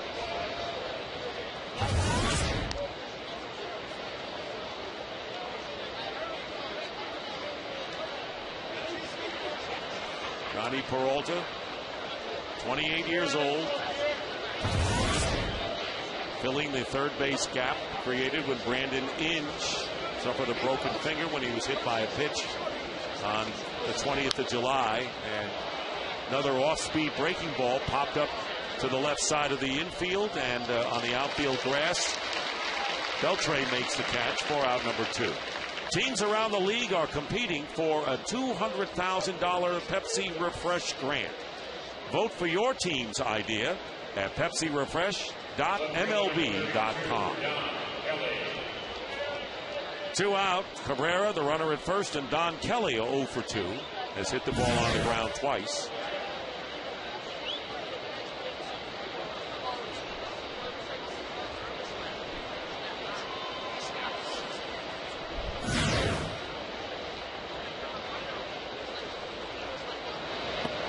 Ball 1. Don Kelly, talk about versatility, has played first, second, short, third in the outfield for the Tigers this year. Playing left field this afternoon. Fastball fouled off 1-1. Yeah, that was a mistake there from Matsusaka. I guess they're not mistakes if you get away with them, but Victor Martinez wanted that ball in the inside corner. I mean, he threw it right down the middle bell tie. On deck is the rookie Jeff Frazier, is having a good afternoon. 1 ball, 1 strike, 2 outs, and Cabrera, who's 2 for 3 on at first base. And a pop-up calling forward a Scudero in shallow left field, makes the catch, and that'll do it. The hit, 1 left. 4.5 gone by, and the Tigers have a 4-run lead.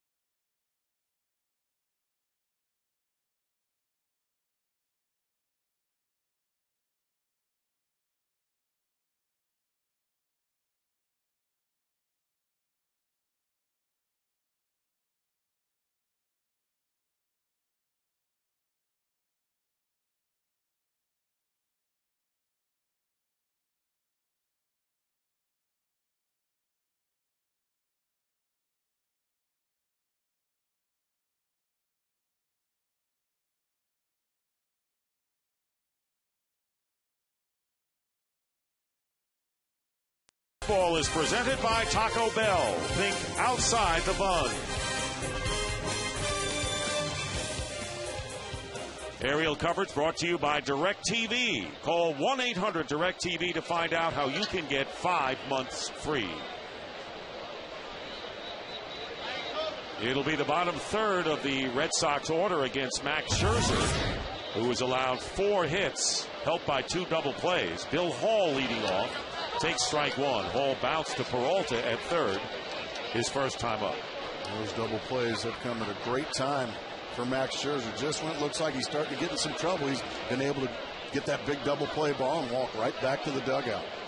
Getting the Red Sox to hit the ball on the ground. 1-1 to Bill Hall.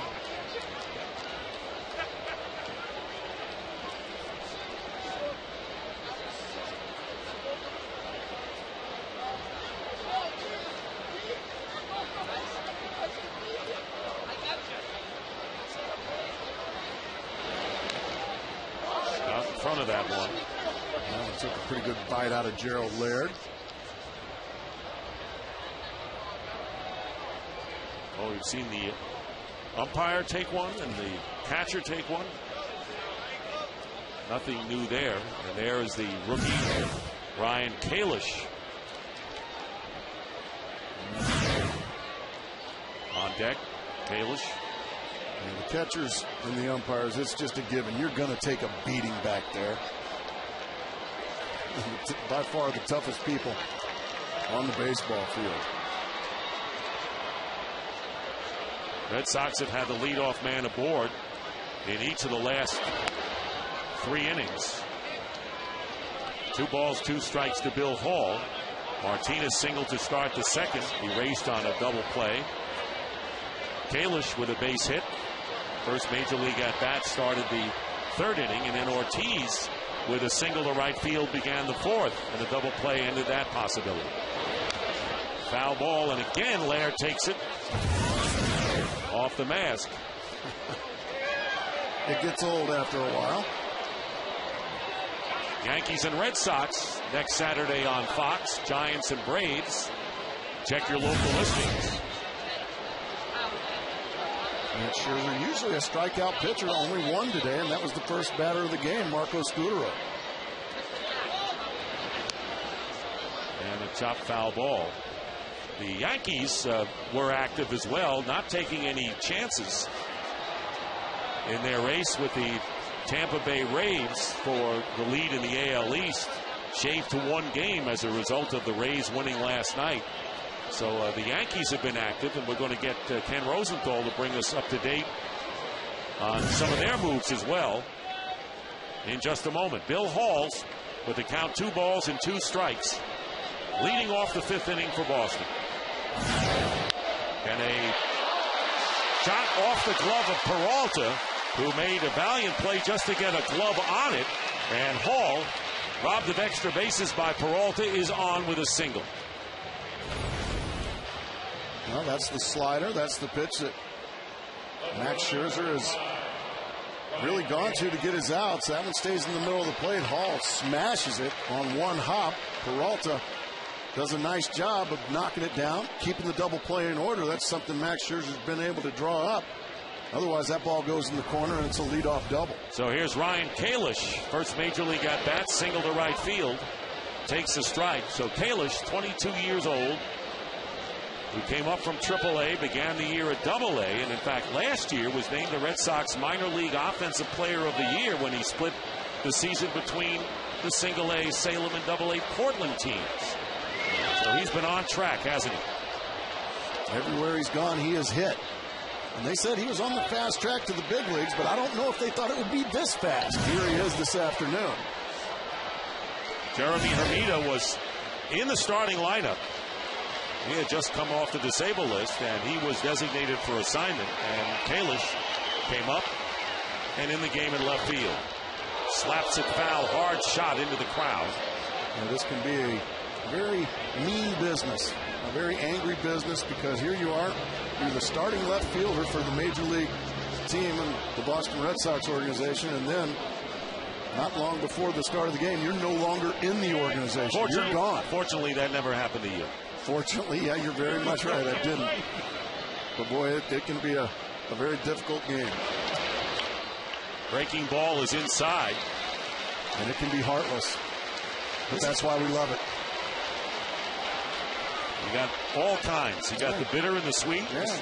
You know, it can also just be the most wonderful thing in the world. This is a good at-bat for Kalish. 1 ball and 2 strikes.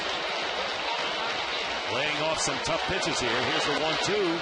And the count 2 balls and 2 strikes on the changeup. And he's working hard. He's laying off some tough pitches. Those shadows are out there. It's difficult. You know his adrenaline's pumping.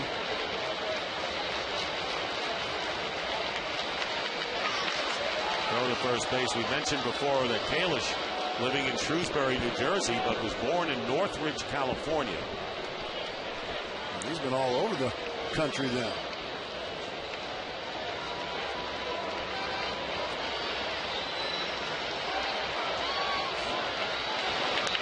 Another foul ball back. That was a quality pitch that time from Scherzer. 95 miles an hour with a fastball right on the hands, but he was still able to fight it off. And Red Sox and Yankees and Rangers Athletics. So it's the Rangers and Athletics. We showed you on the graphic, on the stream, we should say, that it was Giants Atlanta, but it won't be. It'll be the Rangers who are doing a tremendous job with an 8-game lead. And a line ball off the glove of Cabrera, steps on the bag, and Bill Hall caught in a rundown. And finally tagged out as he tries to slide back in first base. Nothing Bill Hall could do about that. You're exactly right. Another double play ball. This time a bullet off the bat that Hall thought was caught.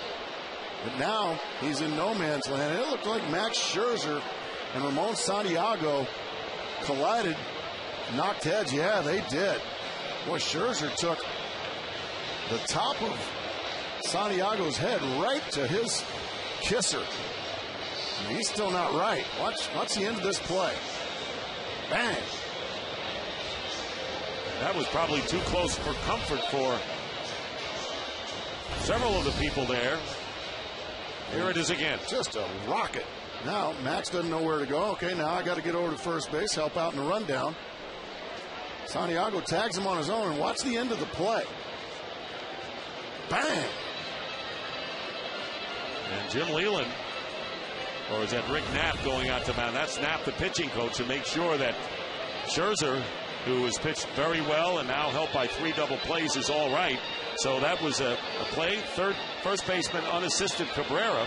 And then it was 3-6 to get that second out as Santiago ran back Hall to the bag. Here's Darnell McDonald, grounded to second his first time up. So the Red Sox hitting into 3 double plays in the last 4 innings. Let's see if that affects Max Scherzer. Ball 1 to McDonald. That might be worse than taking a haymaker. 2-0 now to McDonald.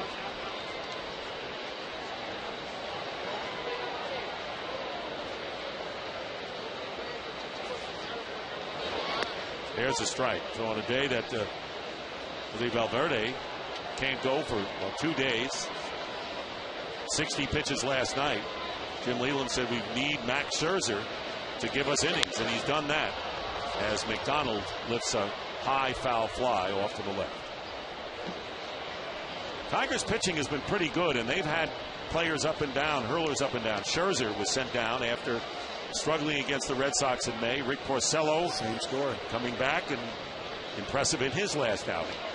Jeremy Bonderman is going to get a chance to start as McDonald strikes out to end the 5th inning. Very quiet day at Fenway Park as the Tigers in control at this point, 4-0.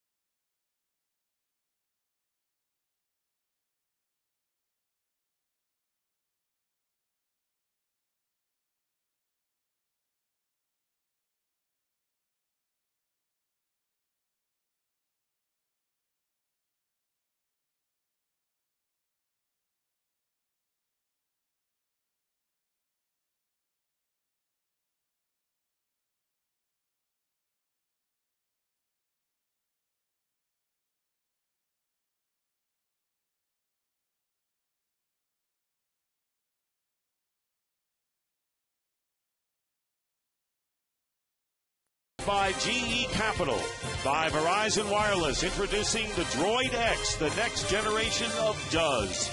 And by Chevrolet, every model is backed by a 100,000-mile, 5-year powertrain limited warranty.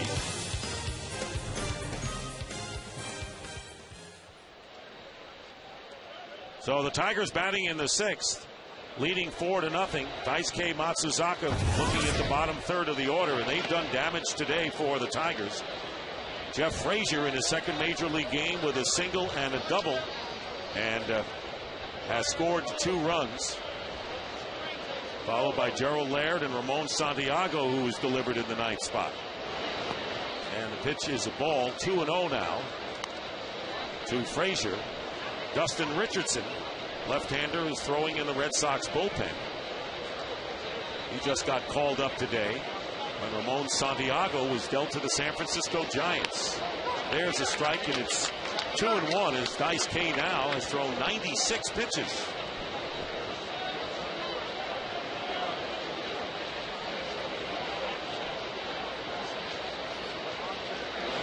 Off-speed pitch, grounded to shortstop, Scudero.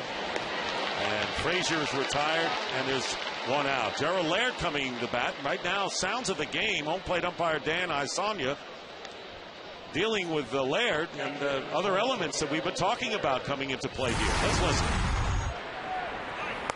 Hark! What's wrong with it? I think it's off the plate. I think it's a good pitch, but Hey, don't worry about it. I want to look at it. No. You know what it is? I just couldn't see it. You think you're the only one? So the shadows affecting. We've been keeping track of them pretty well, Mark. And that was his thing. And we talked about it, that when Gerald took a look at it, he's going to realize that he was mistaken, that the pitch was a strike. It was on the plate. That one's fouled off. And it's anytime there's an argument with umpires, I want folks at home to understand, 9 out of 10 times, it's not really unfriendly. It's just a disagreement. It's not throwing your hat and kicking dirt and all that stuff. All these guys are in it together. The umpires are out to make the right calls. The players are out to do what's right for their ball club. I like the fact that it was clean. There was no swearing or anything like that.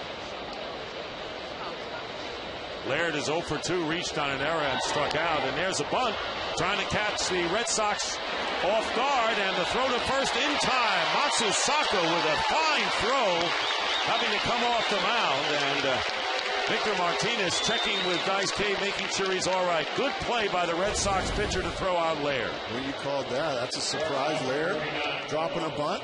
Matsusaka pouncing on it nicely, and a nice pick over there at first base by Kevin Youkilis, just ahead of Gerald Laird.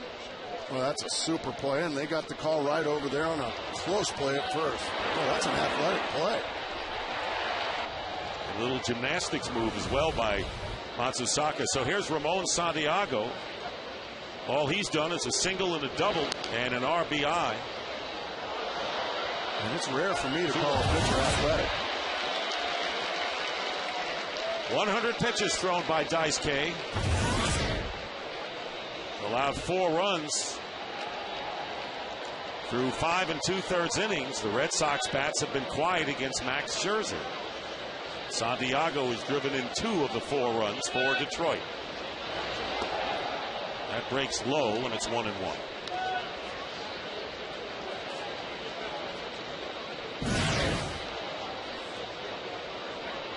Austin Jackson at Santiago keeps it going for the Tigers. And they pop down the left field line, chasing it, and making the catch is Kalish with a fine play in fair territory. Fine play by Kalish, the rookie, in his first game in this ballpark. 1-2-3 inning.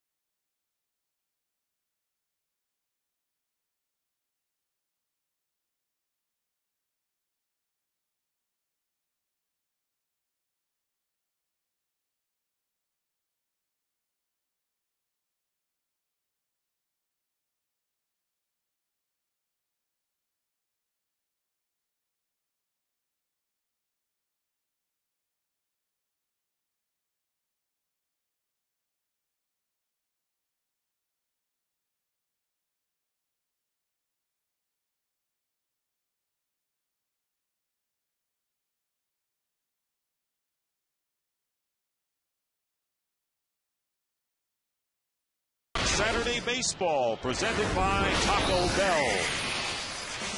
And the Red Sox trailing the Tigers 4-0. Top of the batting order, Marco Scutaro takes a call strike. Scutaro has struck out and singled to right field, hitting .284. And time called at the plate. Pivotal inning here for Max Scherzer, the 6th inning. Throwing a lot of pitches, starting to get a little weary. He's facing the top of the order. If a couple of guys get on, then all of a sudden those big beasts are going to hit and get you right back in the ball game. So Scherzer knows it's necessary to get through this one and get through it cleanly. 1-1. He's only thrown 85 pitches, which is pretty good going into the 6th inning.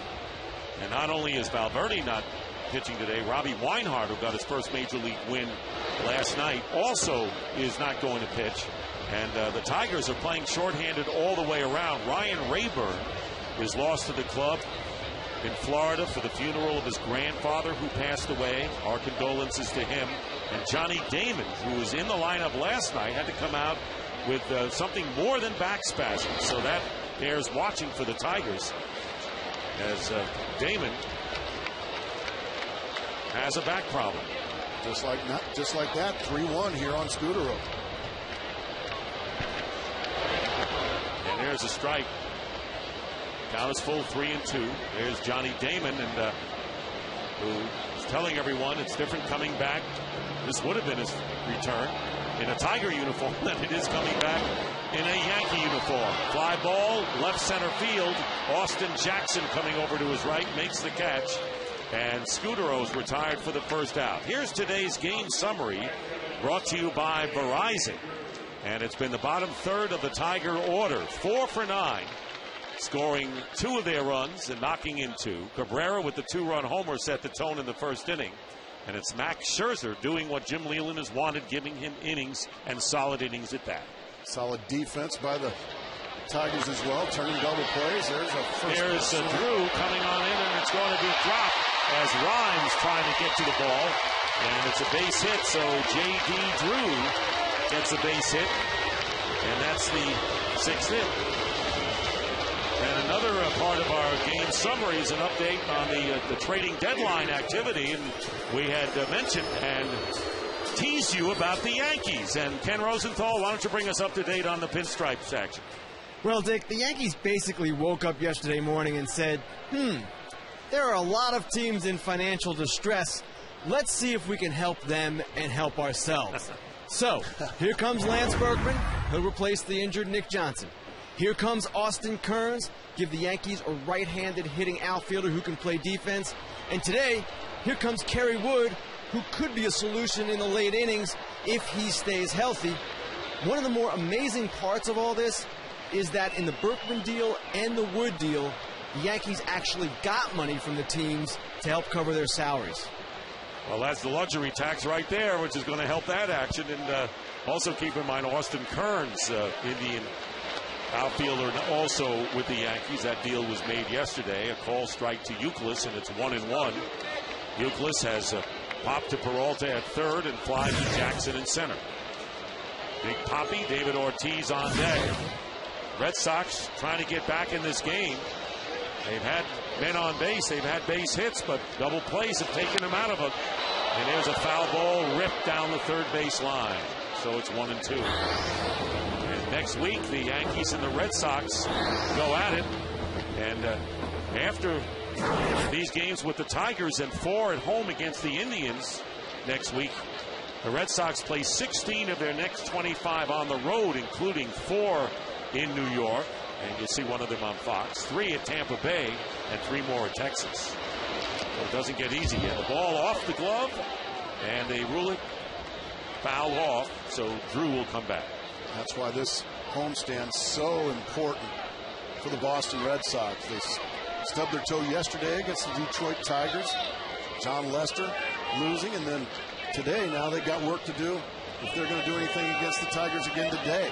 Because that road trip, that's going to be the make or break for these Red Sox. Lead at first is J.D. Drew with 1 out in the bottom of the 6th inning. And Youkilis fouls it off to the right. Count holds 1-2 on 97-mile-an-hour fastball from Max Scherzer, who's looking for his first career victory against the Red Sox. 96th pitch upcoming from Scherzer.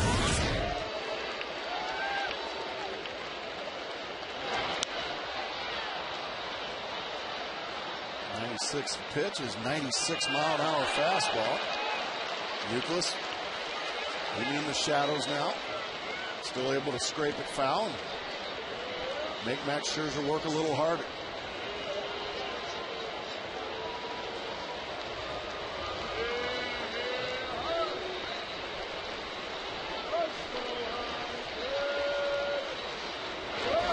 Took something off that pitch and a fly ball, left center field. Austin Jackson will have to play it off the wall.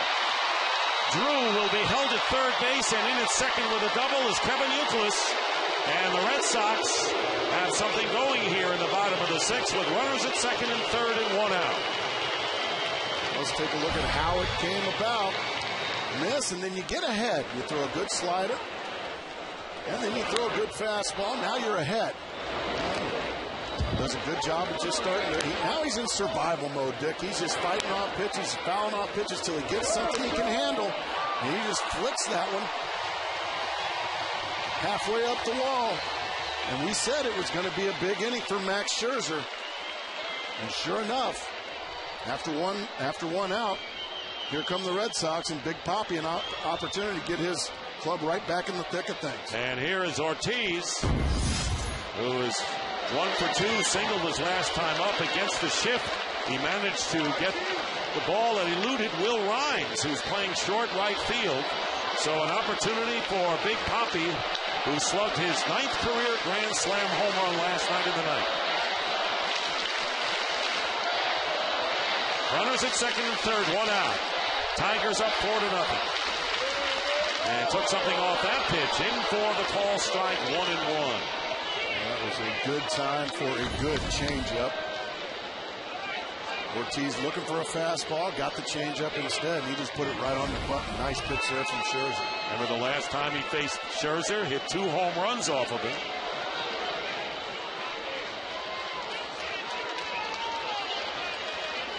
Drew, the runner at third. Youkilis has the lead at second, and time is called. J.D. Drew singled with one out, and then Youkilis with his double off the left center field wall.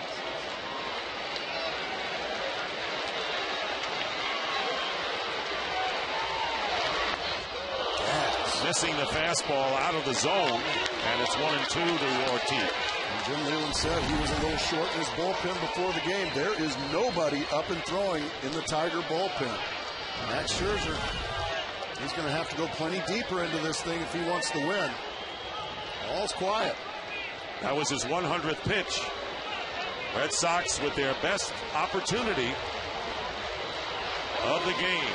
1 ball, 2 strikes to Ortiz, who strikes out on a fastball, and Scherzer, keeping the ball away from Big Papi, gets a big second out. Well, he goes 97 miles an hour with strike 2, and then he reaches back and goes 98 miles an hour just above the belt and out over. That's a great shot right there, right past Big Papi for a huge second out. And here's Victor Martinez as Ortiz goes back to the bench. Martinez singled to the opposite field in the second inning, fly to left. So he's gone the opposite way twice against Scherzer. Runners remain at second and third. Third strikeout of the game for Scherzer.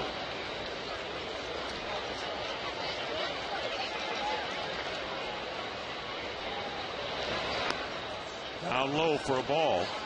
Just when you think you got out of harm's way by striking out Ortiz, well, now you got to face Victor Martinez with a couple of guys on base.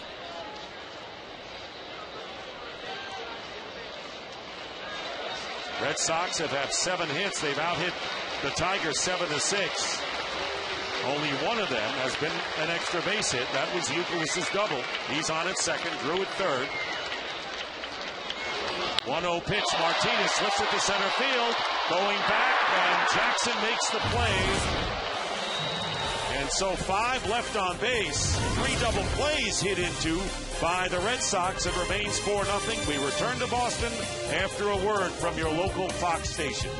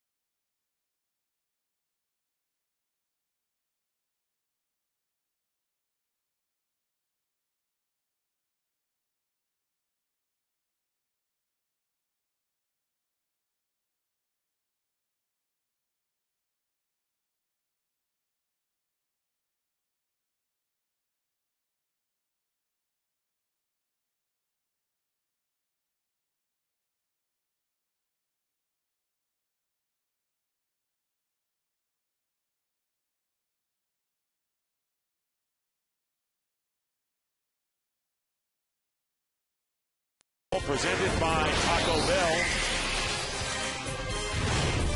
Great view above of Fenway Park as Scott Atchison, the right-hander, Dustin Richardson, the lefty, warming up for the Red Sox. Dice K getting set for his 103rd pitch to Austin Jackson, who bunts foul at the plate.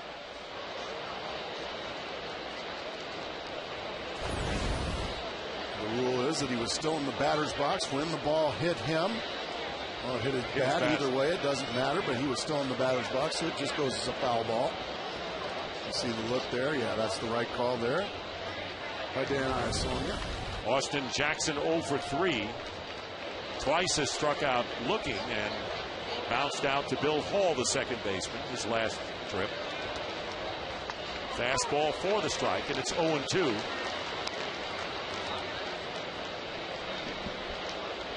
Tigers getting 2 in the first on Cabrera's 2-run homer, his 26th of the year. And Santiago driving in the next 2 runs with a single and a double as pitch off of the handle of the bat foul. So it's still 0-2. That's the fastball run right in on the knuckles of Jackson. He stays alive. Jackson will be followed by Will Rhymes and Brennan Bosch here in the 7th inning of a 4-0 Tiger lead.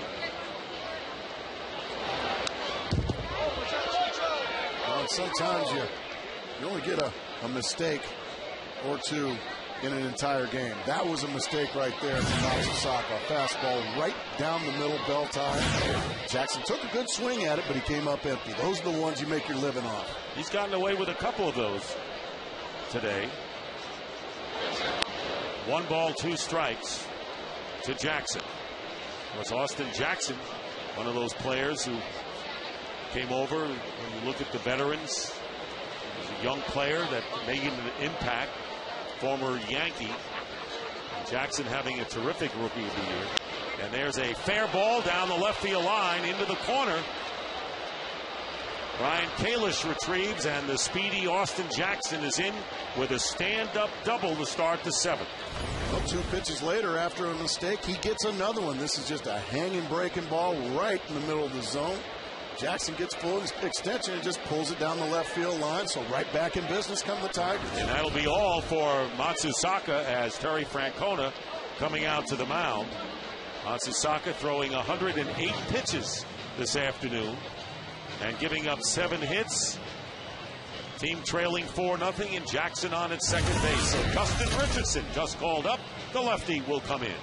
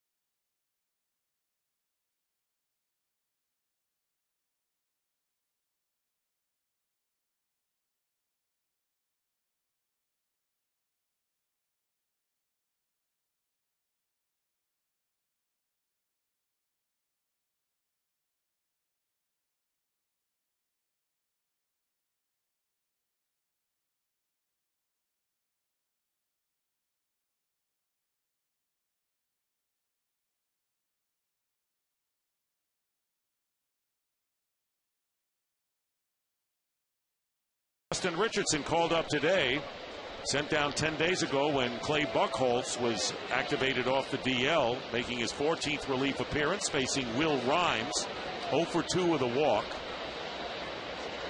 Austin Jackson with the leadoff double on at second base, and Rhymes looking to bunt him over, and a beautiful bunt to third base, and Beltre makes the play.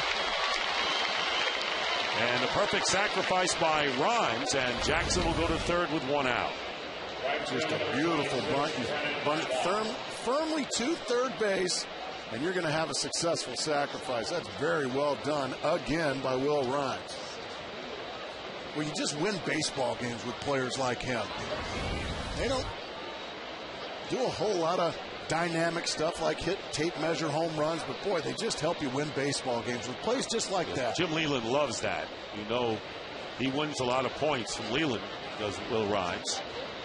It was Bill Hall who made the play at first base, so it's 5-4 on the scoring. Here's Brennan Bosch, 0 for 3. Jackson on at third, and the Red Sox bring their infield in, trailing 4-0, and the count 0-1 to Bosch. As you said, Red Sox, well, lefty on lefty. Advantage Red Sox. Well, no, not against Brennan Bosch.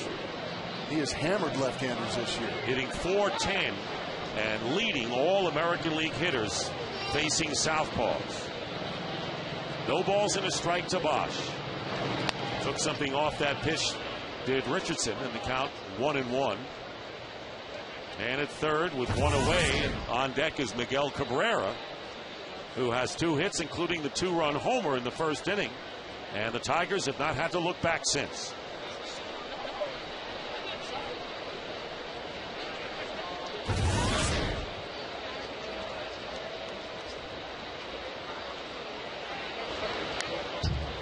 Foul back, 1-2. All three pitches in this sequence have been fastballs in. Trying to stay right in on the hands, try not to let Bosch get those big arms extended.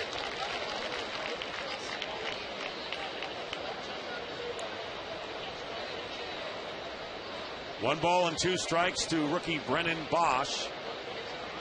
Leads all rookies in homers and RBIs. 12 homers, 51 runs driven in. Trying to knock in another run for the Tigers.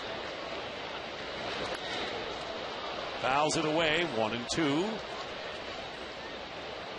Staying stubborn with the fastball, now 4 in a row. Dustin Richardson, 26. Rangy lefty, 6'6", 220 pounds. And a native of Newton, Kansas. Probably a Jayhawk basketball fan, wouldn't you think? I would imagine he has to be. He's hoping to be a good slider fan here. He threw it, he got it. 1-2 pitch on the 85-mile-an-hour changeup and a big second out. Yeah, after the 4 fastballs to speed up Brennan Bosch, there it is. I need something off speed, and I need it down and away, and that is exactly where he delivered it. That was a heck of a sequence by the young left-hander. I have a feeling Miguel Cabrera is going to see 4 wide ones. I'm just going to go out on a limb. Well, you know what? He saw 4 wide ones in Tampa this past week with a man at first base on 3 occasions. And that's the first time since Barry Bonds was intentionally walked with first base occupied in 3 consecutive games. Pretty good company there as far as the slugging ability. And here is ball 3 to Cabrera. So runners will be at first and third with 2 away. And they'll pitch to Johnny Peralta. And time now for a DirecTV game break. And let's go out to the West Coast. Top of the 7th inning, no score. Casey Blake with a drive into the bleachers off of Barry Zito to give the Dodgers a 1-0 lead. Dodgers were 5.5 games behind the Giants, who were in second place coming into the game. Giants 2.5 behind San Diego, and now Terry Francona going to the mound, and Scott Atchison will come in for Dustin Richardson. We'll return to Fenway Park in just a moment.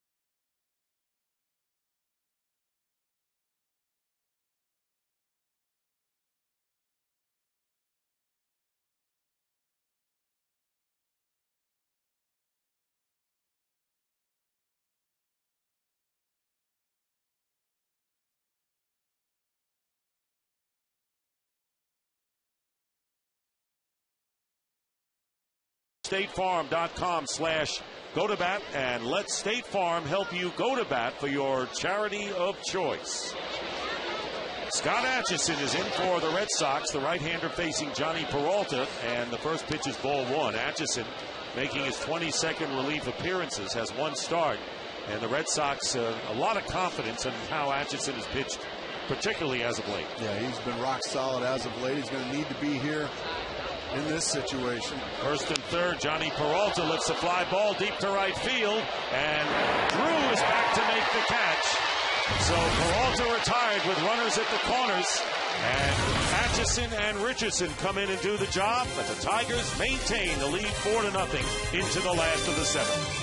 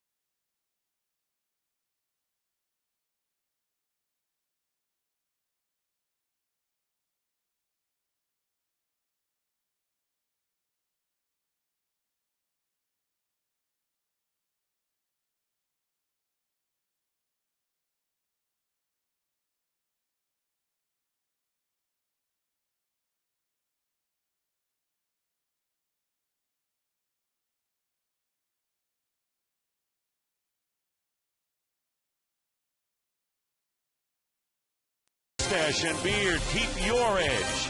By Amway Global, where positivity powers our people, products, and businesses. And by State Farm, with 17,000 agents, we've got best lineup in the game. Adrian Beltre. Now, a lot of people like the sausage race, but I think that's a lot more stylish. You know, here, that was watching legit. the canoes. Yes. The kayak race. Kayaks. Call them canoes, kayaks. They're all kind of the same to me, too. Beltre, who has bounced into a double play twice, has the count in his favor, 2-0 against Max Scherzer.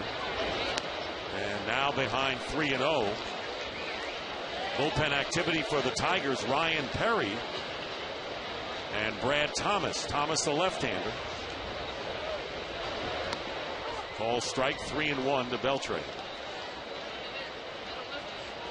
Perry was up last night when Valverde ran into trouble in the ninth inning, but Valverde got Cameron on that called third strike as the Red Sox lost by a run and left two men on base. Fouled off and a full count. Behind 3-0, shooting a pair of strikes in a row, and now starting to get into that pitch count total where I would imagine he's getting a little winded, a little weary out there. Number 109 reaching out and a high chopper to Cabrera, and long run, not in time. Tough play for both of them, and Scherzer having a long run to get over there and a long toss. And this is a play where Cabrera just went too far to his right. That ball was hit right to the second baseman, Will Rhymes. And because of that, Scherzer was late getting over, and the throw was down around the knees. That forces the chop of the steps, and that means Beltre beat it. That's a good call. Really, that's a play where Cabrera's just better off going to the bag, let your second baseman field, and he's out by 25 feet. And that'll be all for Max Scherzer as you take a look again. Late start a little bit. Looked like Scherzer was expecting the second baseman to handle the play. That's exactly what happened in that situation. Jim Leyland out to the mound to talk to Scherzer. Now, Scherzer has thrown 110 pitches or more in 4 games this year, and he's won them all.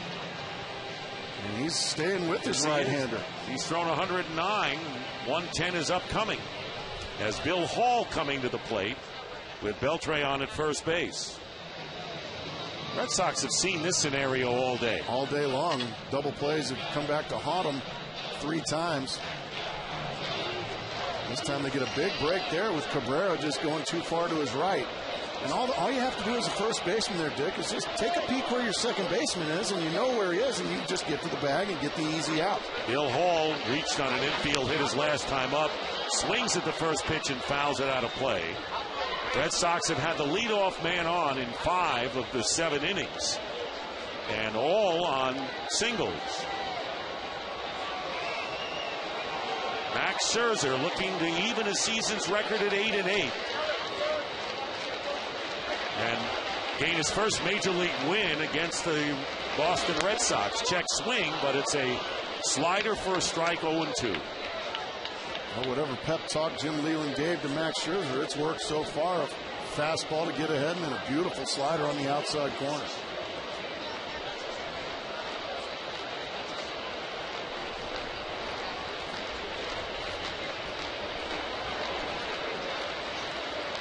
Scherzer ahead of Hall, 0-2. 1 ball, 2 strikes to Bill Hall. Red Sox have left 5 on base.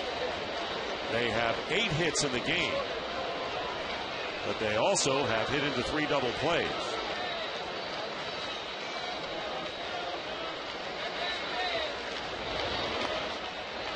Two and 2. On deck is Ryan Kalish.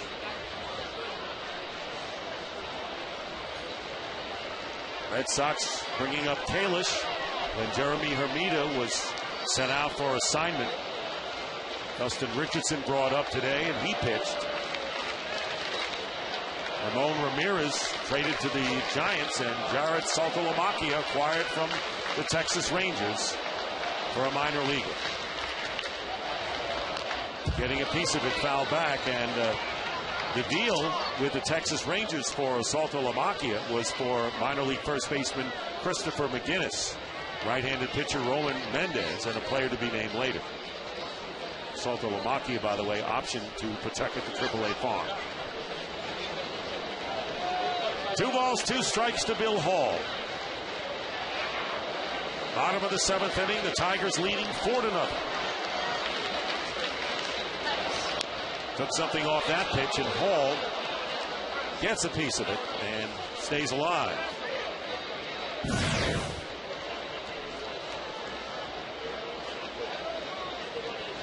Brad Thomas and Ryan Perry in the Tiger bullpen.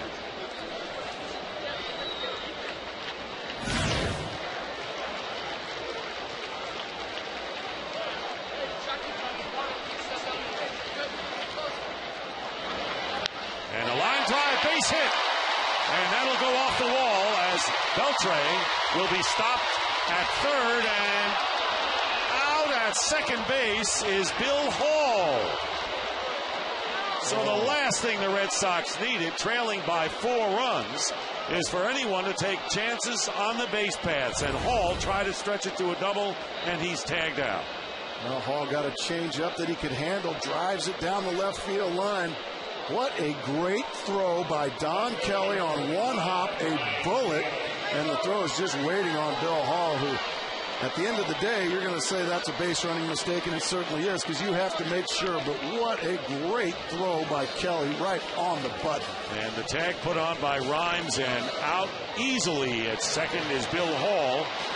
And you're taking another look at it is Jim Leyland going to the mound. And Brad Thomas is going to come in, and it wasn't even close at second base. We'll return to Fenway Park in just a moment.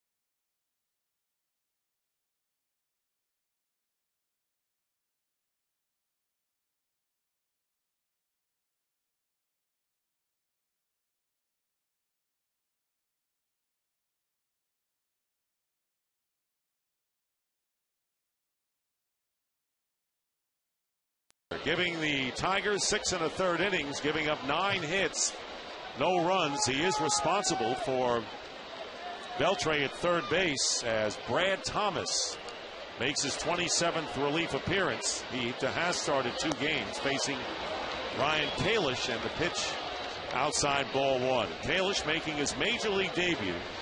22-year-old outfielder singled in his first big league at bat, then bounced into a double play, on an orthodox double play. A shot at Cabrera touched first, and finally they got Bill Hall in a rundown. Here's ball 2 to Kalish. Well, he's laid off a couple of Thomas's tough sliders. Now he's in a fastball count. In this situation late in the ball game, you need base runners somehow, some way. That's how that huge play with the out at second base on Bill Hall. Boy, that's looming large in this inning. Darnell McDonald waiting to hit on deck. Fastball fouled back, so he came with the heater, and the count is 2 balls and a strike to Ryan Kalish. He looks pretty comfortable up here. He's laying off the tough pitches. He's taking good rips at the ones he likes. He just fouled that one back, but he was right on. 13 homers and 47 runs batted in Double-A and Triple-A this year for Kalish. Looks at a pitch outside. He seems to have a good eye for the strike zone that we've seen thus far. I agree. In these situations, especially your first game in the big leagues, you're young, you're excited. You get a little overamped in these situations. Not this kid. He's been able to lay off the tough pitches and get something that is in his zone. He should get a fastball in the zone here. Beltre on at third base with 1 away. 3-1 pitch and a looper to right field. Charging is Bosch. Can't make the play. He'll take it on a bounce, and the Red Sox have their first run as Ryan Kalish knocks in Adrian Beltre to make it a 4-1 game. So Kalish coming up right before the game started gets a major league base hit in his first at-bat and his first RBI here. Gets it right off the label. Breaks his bat. Unfortunately, Dan Iasoni, he's okay because that bat got him right square in the mask as the bat broke. But he'll take it. There's his first major league RBI. He's having a heck of an afternoon. And it's a 4-1 game, and Jim Leyland will bring in the right-hander Ryan Perry.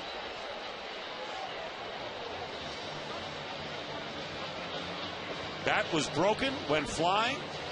He gets an RBI on his second hit.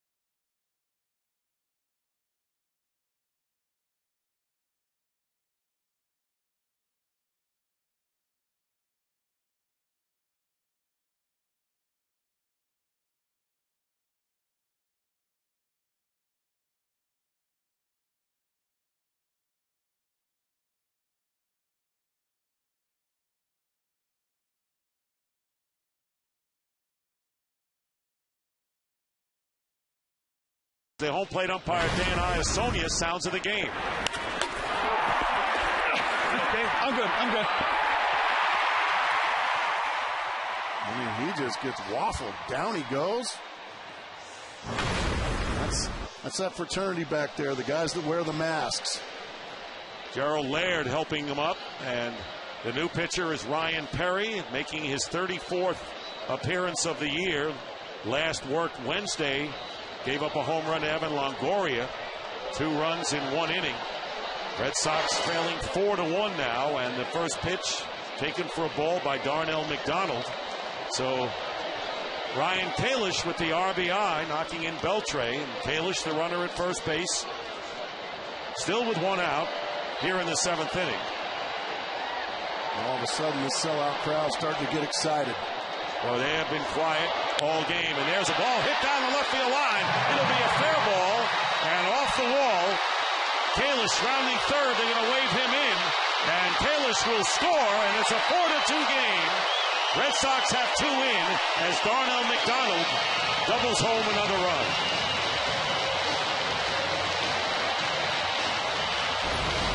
Now it's the Red Sox bottom of the order. It's their turn to start doing damage. A fastball right down Broadway. He stays right on it and just drills it down the left field line. We got a brand new ball game just like that. Dick Stockton, the tying run is coming to the plate. And what would have been had Bill Hall not been out trying to stretch a single into a double? You can only figure that the Red Sox would be in better shape than they are right now.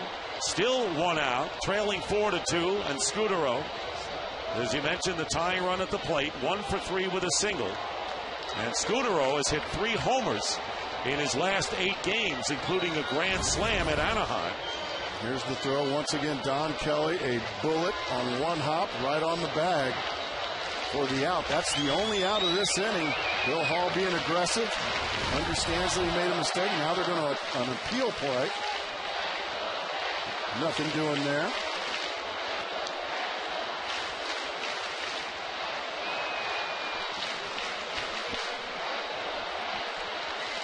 So Ryan Perry, 23-year-old from Arizona in his second year, facing Marco Scudero. And you remember last night, Tigers had a 6-1 lead going into the 9th and ended up holding on to win by a run.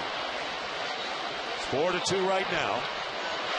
Scudero takes a call strike.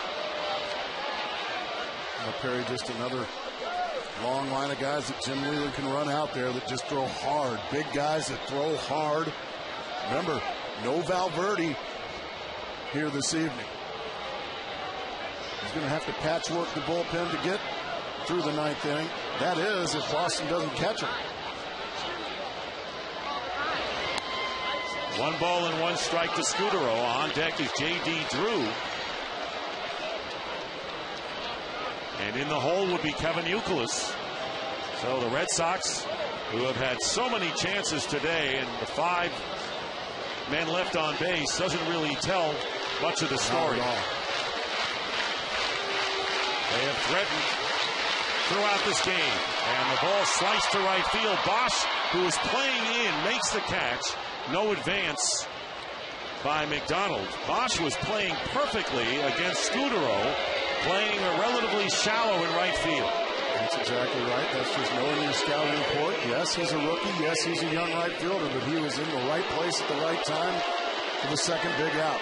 And that brings J.D. Drew to the plate. Has been on base twice, walked in the first, and singled in the 6th. So he's 1 for 2 officially. Tigers lead is 4-2, and Drew representing the tying run at the plate with 2 down. Down low, ball 1.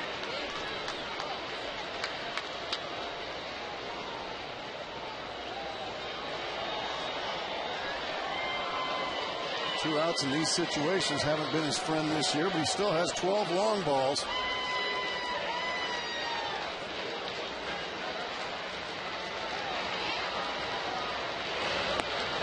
And it's 2-0. And that's all part of hitting, Dick, and that is laying off the ones out of the zone, especially late in the ball game when it's nervous time. Now you've got the pitcher right where you want him in a 2-0 situation. You're one big swing of the bat away from tying this baby up. Remember that Robbie Weinhardt and Jose Valverde not eligible to pitch today, and that pitch way outside. 3-0 to Drew and Kevin Youkilis. On deck for the Red Sox. And Perry is officially asking for it now. Seems like every game's a nail biter for Jim Leyland. It's never easy, Jim. Taking all the way, ball 4, and Drew is on. And runners at first and second. So the tying runs are on base, and Kevin Youkilis, 1 for 3 with a double off the left center field wall his last time, coming up. And the bullpen is quiet for the Tigers. Showing some confidence in these youngsters. Once again, his closer is not available. He's got no choice. He's got to show confidence in these youngsters. And Eric Patterson has gone in a run at first base for J.D. Drew.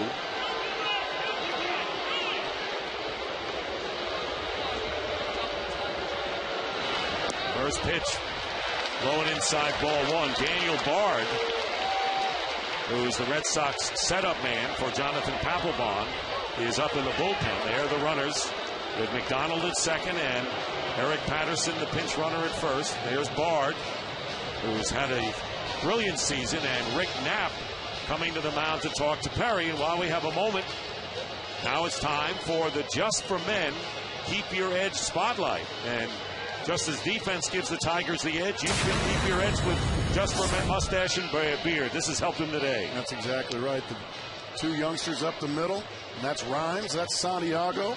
Some big double plays. To this point, that has kept Boston at bay. The boys are making noise now. The defense has been terrific from the young Tiger middle infielders. Jonathan Papelbon hopes he gets an opportunity. Red Sox with 2 runs here in the 7th inning. Have the tying runs on base. Youkilis hit by a pitch. And that'll load him up for David Ortiz. And Terry Francona out of the dugout to make sure Youkilis is all right. He's gotten hit a lot this year. There's nowhere to go there. He takes that one right in the thigh. You can see the dirt mark on his leg right where it hit him. Youkilis not happy at all. Not always, obviously there was no intent there. But it always makes you mad when there's a meeting on the mound and the very next pitch you get smoked. Well, the crowd on its feet, and they don't have to remember very far back last night. Big Papi up against Jose Valverde with the bases loaded in the 9th inning, and the 9th grand slam of Ortiz's career, bringing the Red Sox to within 1. They got 2 men on base, but could not get the tying run across and lost 6-5. Here's Ortiz, and he takes outside ball 1. Darnell McDonald is on at third. The pinch runner, Eric Patterson, running for J.D. Drew, is at second, and Youkilis on at first. Ortiz has always had a flair for the dramatic. Tying runs are in scoring position here in the 7th against Ryan Perry. And a big cut and a miss. 1-1. I don't think he was trying to go to left field on this one. I think he was trying to hit a 4-run homer. Big rip. And he comes up empty. Eddie Bonine, a right-hander, is now in the bullpen throwing. Ortiz, by the way, with 2 out and runners in scoring position, hitting .308.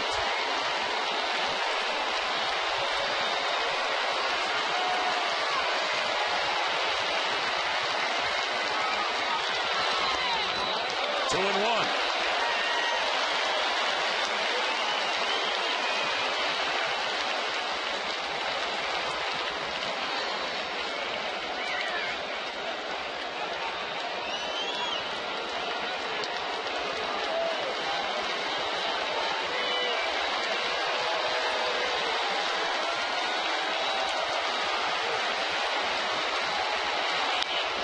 Fouls it off to the left. 2 balls and 2 strikes to David Ortiz. Yeah, credit Perry that time. He just challenged the big fella, and that time he beat him with a fastball. He was tardy. 97 miles an hour. It's always nice to have that in your hip pocket. Ortiz is 0 for 3 against Perry. 2 down, the bases are loaded. Tigers up by 2 runs. And 2-2 to count. And time called. That's just a salty veteran right there, stepping out on a youngster.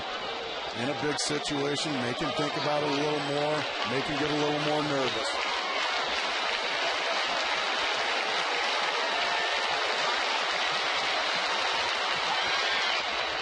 Another foul ball.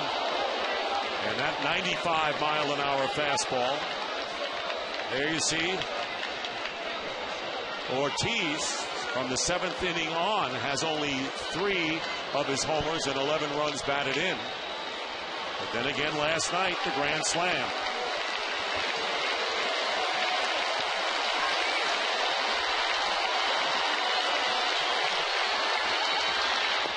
And Ortiz strikes out to end the threat. One of the better split fingers you'll see, and that was the first one of the game, and boy, did he execute it. And the Red Sox get 2 runs, but leave the bases loaded and trail the Tigers 4-2 as we go to the 8th.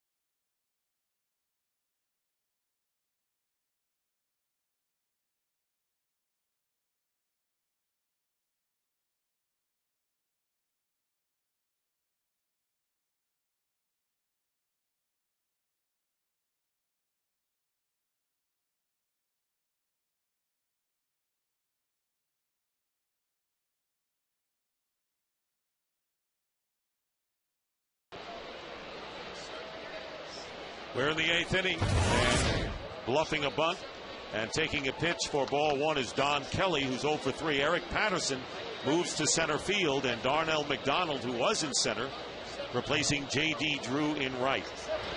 And there's a bunt foul down the third base line by Kelly, and the count 1-1. Scott Atchison, the third pitcher of the game for the Red Sox, who came on and got Johnny Peralta for the big third out in the 7th inning, beginning here in the 8th. Hideki Okajima, who has been struggling, warming up in the bullpen. Okajima, who was the setup man for Jonathan Papelbon until this year, Daniel Bard has taken over very effectively in that role, and Okajima struggling coming in the 7th inning. And that's been a trouble spot for the Red Sox in that area of the bullpen. Jeremy Bonderman warming up on a foul ball for Kelly. It's 3-1 now. He had the green light. Let's go back to how it got this way. Carry against Ortiz, bases loaded, big swing and a miss. He keeps pumping the fastballs. Now he's going to speed up Big Papi. Big Papi's got to cheat to get to those fastballs. But what does that do? That sets up the split finger, and he had to cheat to get to it. Way out in front of it. That was some big-time pitching by Perry. And the count now is 3 balls and 2 strikes.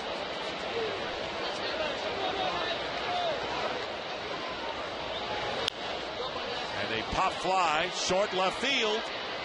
And coming on to make the play is Ryan Kalish for out number 1. Well, pick a stat, pick a player, build your baseball hot streak correctly, pick 10 straight, and win a Fox Sports baseball cap. For the month of July, 27 is the most wins, held by Moongoon 56. The person with the most wins every month gets $500 cash. So get your streak started today at foxsports.com/fantasy. See if you can become today's Moongoon. Yeah. Everybody wants to be one. Jeff Frazier, 2 for 3. His first major league hits in this game, singled in the second and doubled in the fourth. And 1-1 the count to him with 1 out here in the top of the 8th inning. Tigers in front 4-0, scored their runs in the first 4 innings today. Ground ball to Scudero. And Frazier's retired, 2 away. Well, right now, all the momentum is with the Boston Red Sox. After the 2-run inning in the bottom of the 7th, and Atchison has done a really good job, Dicker, coming out and keeping that momentum. 2 quick outs, try to get those boys right back in the dugout and grab those bats again. And the Red Sox, though they trail in the late innings by 2 runs, have their bullpen set up in obviously in better shape than the Tigers do, because Jim Leland can't go with Robbie Weinhardt or Jose Valverde, exactly his ace right. closer today. Here's Gerald Laird. Laird is 0 for 3, reached on an error by Beltre in the second inning when the Tigers scored their 3rd run of the game, struck out, and laid down a beautiful surprise bunt, but Daisuke Matsusaka with a great play nailed him at first. Good fastball by Atchison, and the count is 0-2.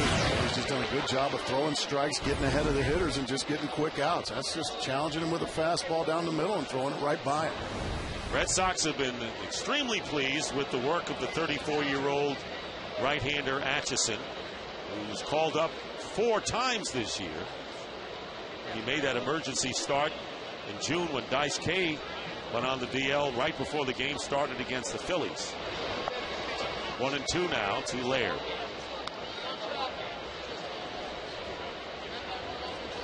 Some thought the Red Sox may make a move for bullpen help before the trading deadline, but Laird strikes out. 1-2-3 inning. Atchison is retired. The 4 batters he's faced. Red Sox bat in the bottom of the 8th, down by 2.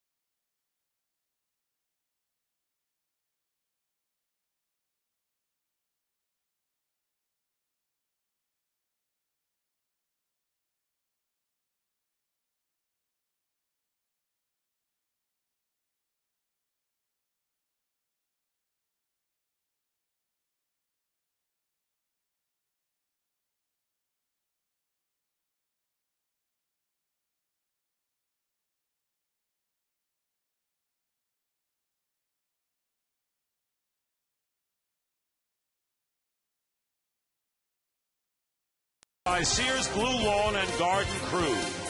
By new Gillette Odor Shield Antiperspirant. Help eliminate odor. Don't just cover it up.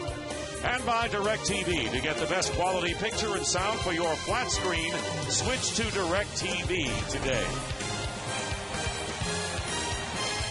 Aerial coverage brought to you by DirecTV. Call 1-800-DirecTV to find out how you can get 5 months free.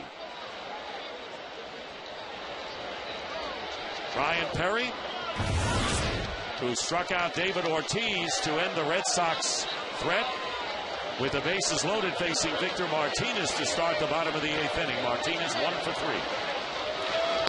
Strike one. Right to the outside corner goes. Perfect fastball. This crowd's energized from that last 2-run inning. Adrian Beltre on deck. 4-2. Tigers lead. Red Sox have out-hit the Tigers 11-7. And a fly ball hit to deep left center field. And this one is off the scoreboard and retrieved nicely by Don Kelly, and he'll hold Martinez to a single. Superb play by Don Kelly, but Martinez is on with a leadoff single. Don Kelly being a difference maker out there in left field. Plays the carom perfectly and then gets it in quickly, and Martinez has to stop at first base, so the double play is still in order. Kelly, very impressive the way he's played the Green Monster here this afternoon and this evening. And as we mentioned, very versatile players, played 5 different positions. So Martinez now 2 for 4 with a pair of singles. And here's Adrian Beltre, who reached on an infield hit his last time up, bounced into a pair of double plays previously, and lines the first shot right on that fastball out of play into the crowd. Beltre with 17 home runs leads all American League third basemen in that department. And on deck is Bill Hall. He's driven in 65 this year, so he's had a fabulous year.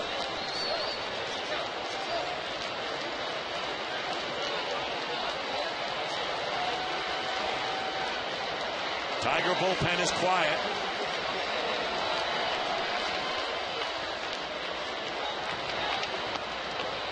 One and one to Beltre. Adrian Beltre having his best year since the 2004 season with the Dodgers, when he led the major leagues with 48 home runs. 2-1. After lining that first fastball foul, Perry came back with a couple of breaking balls and missed. That puts Beltre back in a fastball situation. I would imagine he's going to try to tie the ball game up with a big swing here if he gets his pitch. And a shot foul into the crowd. So twice Beltre has pulled fastballs off of a Ryan Perry delivery. The count is 2-2. You think he wasn't trying to tie the ball game up? Down to a knee he goes. That's his trademark swing. Usually when good things happen. Let's see what Gerald Laird has in store. He's going with the slider. He's tired of throwing those fastballs and getting them yanked foul. 2-2 pitch sliced into short right field. Bosch coming on in. Rhymes coming in, and the ball bounces safely, and Rhymes is through, and they're going to get the force on Martinez for the first out, and Beltre is the base runner. And Martinez had to hold up going about a third of the way to see if it'd be caught or not. Well, the last time we saw this play was Marlon Byrd in the All-Star game. This time it happens right here at Fenway Park. Johnny on the spot, thinking on his feet. Will Rhymes. That's a tough read for a base runner, Dick, and that is you think it's going to be caught, so you don't want to get doubled up. Now all of a sudden you have to head to second, and you're an easy out. It wasn't even a tag play. Santiago put the tag, but that's just a tough read for a base runner. And Ryan's just thinking on his feet again. One big out. Goes as a 4-6 fielder's choice. Here's Bill Hall. Takes ball one. Hall has a single in his last 2 times up, but in that 7th inning after Beltre led off with a base hit, Hall hit one off the wall and tried to stretch a single into a double. And Kalish followed with a single, McDonald with a double, and what might have been looms for the Red Sox, who trail by 2 runs. There's a strike, 1-1 to Bill Hall. Well, there's certainly lots of turning points in close ball games, and we've seen some turning points. And when we talked about on Don Kelly's play off the wall to nail Bill Hall, that play right there by the Tigers, getting an out. Hall has played 6 different positions this year and has done a tremendous job. After Pedroia particularly went out, that misses outside, 2-1. So Hall, still representing the tying run at the plate, has 11 home runs this season. They'll trade a base runner with 1 out here in the bottom of the 8th.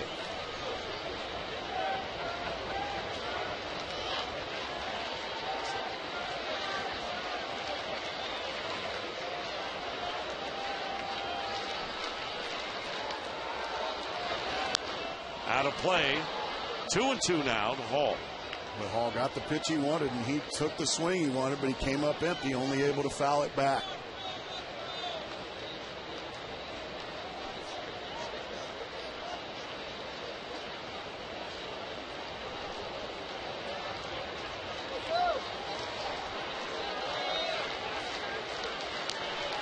Red Sox have had at least 1 runner on in every inning. They've hit into 3 double plays and have left 8 on base. And a full count now to Bill Hall. And now it's decision time for Terry Francona. Do you send the runner on a full count with 1 out and try to stay out of the double play that's been a thorn in your side all day, or do you keep him there and just let Hall swing it? Ryan Kalish, the rookie, making his major league debut and getting a couple of hits and an RBI, waits on deck. I'm sending the runner right here. I'm trying to stay out of that double play. Here's the 3-2 pitch. Runner doesn't go, and a line shot, and Kelly is back there to make the play for out number 2. And right now for a DirecTV game break, Dodgers-Giants, that great rivalry. And in the 8th inning against Jonathan Broxton, Pat Burrell with a 2-run homer. And the Giants go on and win the game 2-1. So the San Francisco Giants make it 2 in a row over the Dodgers, who have now lost 4 in a row. And right now within 2 games of first place San Diego in the NL West. Here's Ryan Kalish with 2 out. So he represents the tying run, 2 for 3 in his debut with a single in the 3rd and an RBI base hit in the 7th. Nice breaking ball there from Perry to start him. This kid's got some moxie. He's got some polish to his game. I'm talking about Kalish, the hitter. He's able to lay off those tough pitches. We've seen that at every at-bat. That's exactly right. And that's something that you can't teach. That's just something that he's just naturally got as a young hitter. And that's tough on opposing pitchers. Very well respected. A definite prospect. And thrust into the action today. And way in front of that one, got fooled on that 86-mile-an-hour off-speed delivery. That's a good slider there from Perry, who's showing some moxie of his own here in enemy territory. The strikeout of Big Papi to end the last inning, that was so impressive. And here he is again trying to put a goose egg on the board in the 8th. 1-2 pitch, and Kalish strikes out to end the threat. So Martinez with a leadoff single left at first. We go to the 9th. Tigers leading 4-2.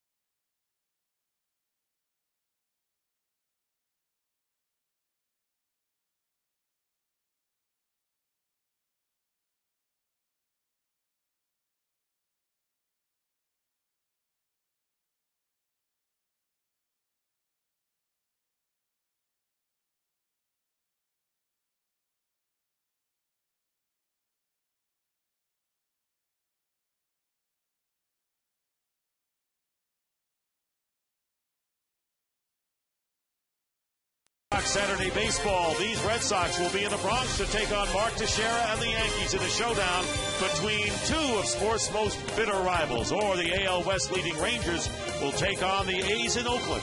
Fox Saturday Baseball, presented by Sprint, returns next week at 4 p.m. Eastern, 1 Pacific on Fox. Check your local listings. Ramon Santiago swinging at the first pitch from the new hurler Hideki Okajima. Pops out to Kevin Youkilis for out number 1 here in the 9th inning. Okajima, making his 39th appearance, has been charged with 9 runs in his last 9 appearances. And the opposing teams are hitting .351 against him. He's just got way too good of stuff to be in a funk like that. Nothing like 1 pitch, 1 out to get you back on track. Austin Jackson, 1 for 4. His 1 hit was a double his last time up. In the dirt, ball 1.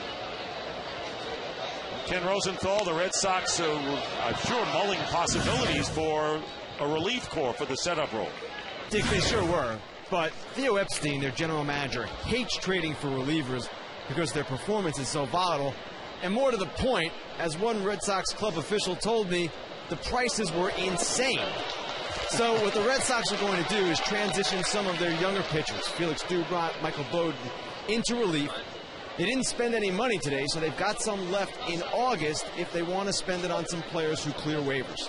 You know, Will Oman, who's now with the Marlins, one of the people that were mentioned. Scott Downs was ideal, but I'm sure Downs with Toronto, it would have been a hefty price, as Austin Jackson lets the fly ball that goes out of play, chased by McDonald out of play. So, you know, the thing is, Ken, they do have Daniel Bard and Jonathan Papelbon, so they're really not looking for the closer or for the setup man.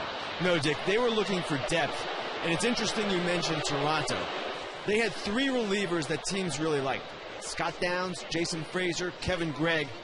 None of them got traded because, in the estimation of other clubs, they were just asking too much.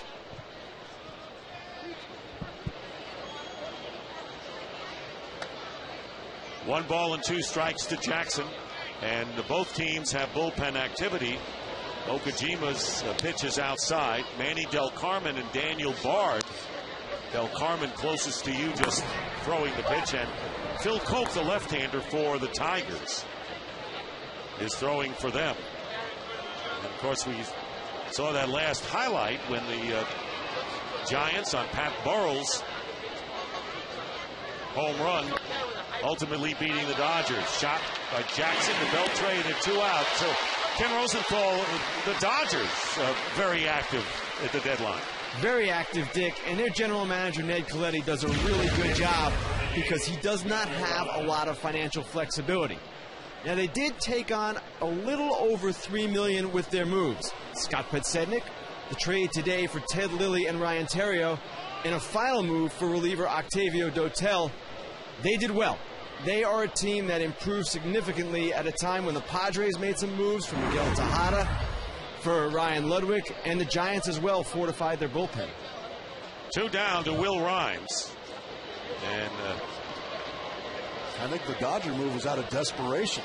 7.5 back now in the National League West. Rhymes with a bunt, drag bunt. Youkilis will step on the bag, and Okajima comes in with a 1-2-3 inning. And for the Red Sox, it'll be Darnell McDonald, the top of the order, Marco Scudero, and then Eric Patterson. Their last chance.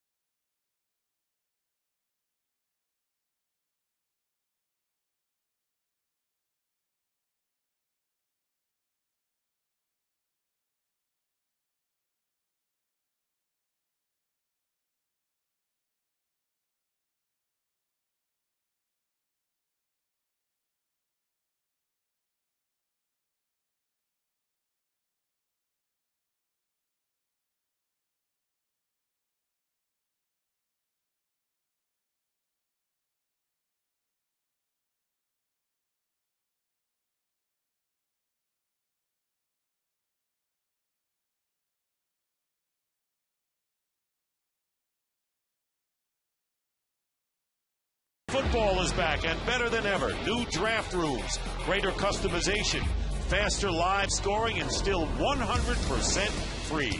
Play today at foxsports.com/fantasy. Bottom of the ninth inning, last chance for the Red Sox, who trailed by 2 runs, and Darnell McDonald takes down low ball 1 from Ryan Perry. McDonald with a RBI double in the 7th inning. Red Sox getting 2 runs, their first 2 of the game. Fouled off 1-1 to McDonald. Phil Koch, the left-hander in the Detroit bullpen. And Marco Scutaro on deck, the top of the order for the Red Sox, who trail 4-2. And Jimmy Leland's heavily taxed bullpen just 3 outs away from getting the job done. For the second straight game. And a ground ball in the hole. And Bobble, the quick throw to first, not in time. And Darnell McDonald sliding safely into first base as Ramon Santiago made a nice recovery on that shot off of his glove. Hard hit ball. Really a good effort there from Santiago and a good throw. Just the speed of Patterson gets him there safely. So just like that, the tying run right back to the plate for the Boston Red Sox. And it'll be the top of the order, Marco Scutaro. So great hustle by Darnell McDonald. And Scutaro, who was 1 for 4 with a single in the 3rd inning. And Gerald Laird will go to the mound to talk things over with Ryan Perry.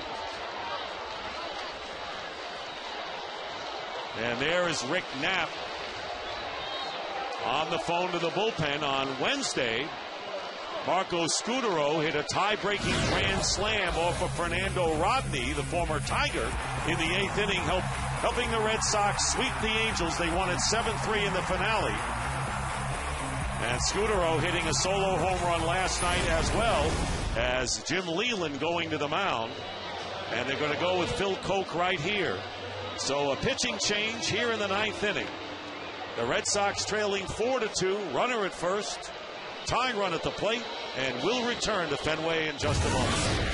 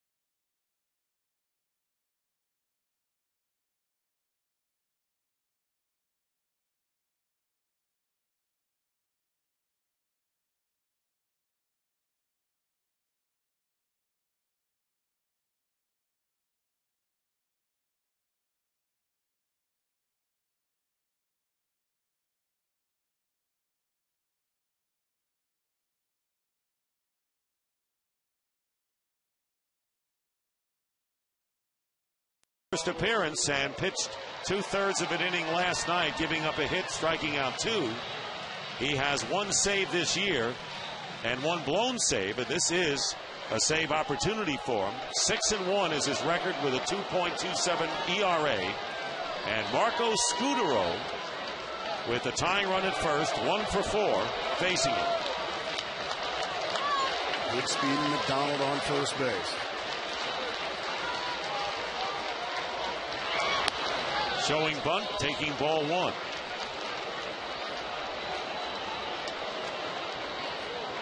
You see pretty much straight away is the defense for these Tigers.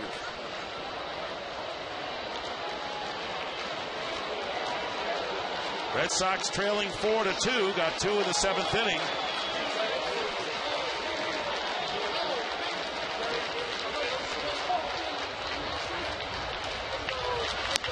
And it's 2-0. 9 men have been left on base for the Red Sox. Eric Patterson, who went in as a pinch runner for J.D. Drew in the 7th inning and then went in to play center field on deck. And the Red Sox would like to get it to the likes of Kevin Youkilis and David Ortiz one more time.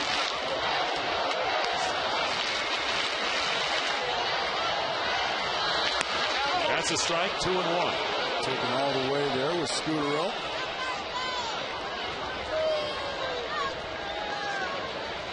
Phil Cope, former Yankee, at 72 appearances last year as a rookie for the Yankees.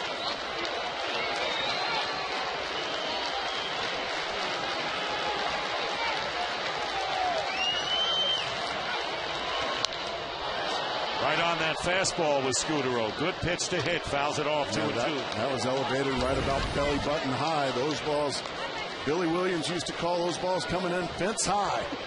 And that came in fence high, and Billy Cope very lucky that that one wasn't hit off that big fence in left field. Tigers have lost only 1 game in 42 when leading after 7 innings. Only the Oakland A's have a better mark.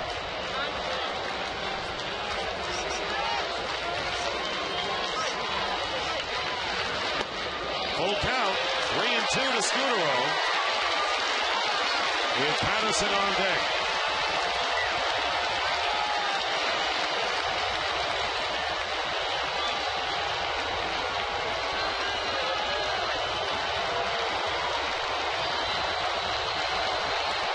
Darnell McDonald with the infield hit has the lead at first, and the Rally Caps, however you want to turn it, abound for Red Sox fans.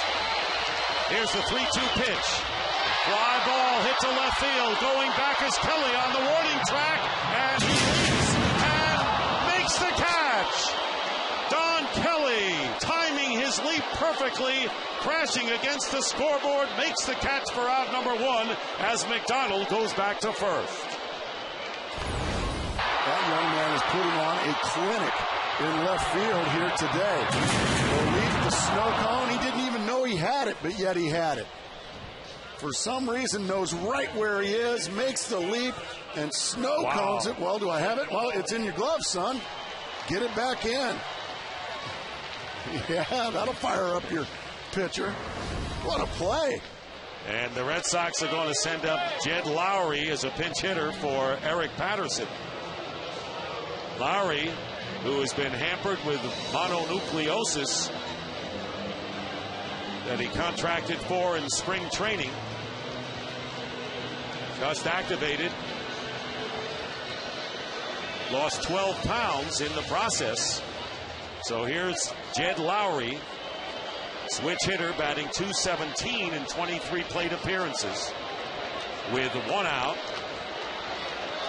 and 1 on in a 4-2 game here in the bottom of the ninth. Kevin Youkilis on deck. And what kind of a cheerleader was Phil Coke on that catch as his first pitch to Lowry is down low for ball 1. Well, when you think you've given up a long ball or maybe a wall ball and it ends up being an out, yeah, that'll get you fired up. And he was. He had his pom-poms out, didn't he? Cooled off considerably here at Fenway Park. In the total shade and the pitch outside. 2 balls and no strikes to Lowry. Youkilis on deck.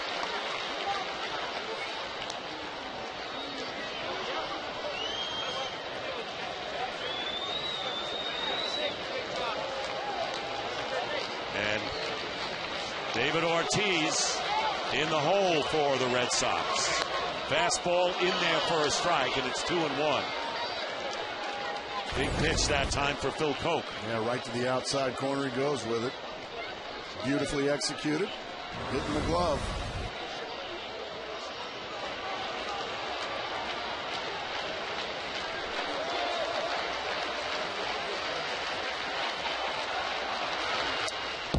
back. That evens it at 2-2. These Red Sox have had some good swings at some pitches that just come up empty. Only 2 runs yet on 13 hits, Dick. So certainly ample opportunities.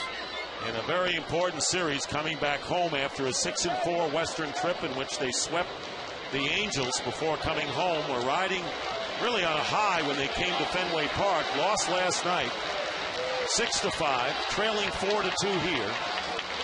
2-2 pitch fouled away, and the Red Sox, knowing that they are in the tough division with the Yankees and the Rays, the best 2 records in baseball, ahead of them, and in danger of falling 9 games behind in the loss column behind Tampa Bay if they don't pull this one out. And then that's a lot to ask.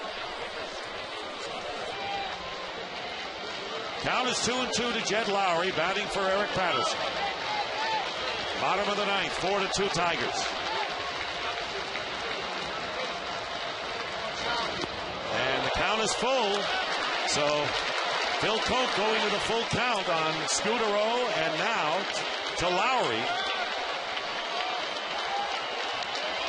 Jim Leland had to sweat out last night's game after Ortiz's grand slam home run, and the Red Sox left 2 on base. Lost 6-5. 3-2 here to Lowry.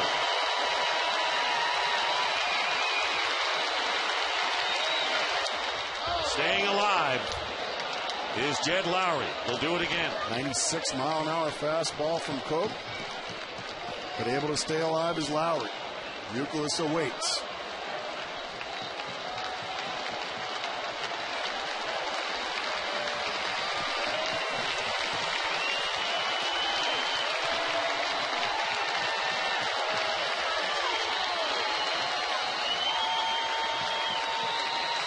Again, the payoff pitch. And a line shot. Left center field. And it's going to be off the wall. Darnell McDonald will be held at third, and into second with a double is Jed Lowry. The tying runs in scoring position. Kevin Youkilis coming up. A huge pinch hit double by Jed Lowry. Oh, 3-2 fastball, and it's right down the middle. Lowry had a great at-bat. That ball's bell-tied down the middle, and he just drills it into the left center gap and off the wall. And another big opportunity for the Red Sox. When will they be able to kick in the door? Red Sox do not have a walk-off home run at all this year, as Youkilis is going to be walked intentionally to load the bases. The last one was in August of '09, when the man coming up now, David Ortiz, hit the walk-off homer. He'll be coming up with the bases loaded and 1 out. Very rarely do you see the go-ahead run or the winning run walked and put on first base, but Jim Leland wants the lefty-on-lefty situation, Coke versus Ortiz. And once again, an opportunity with the bases loaded for David Ortiz. And the percentages favoring Phil Coke in this matchup, as David Ortiz 0 for 8 against Phil Coke. And that's why you're seeing this move as we speak, Dick. And Youkilis walked intentionally. Third straight time he's been on. He had doubled, was hit by a pitch and walked. And now here's Big Papi. And Jim Leland will go to the mound. I think this is just a pep talk, or it might be a fanny chewing. I'm not sure.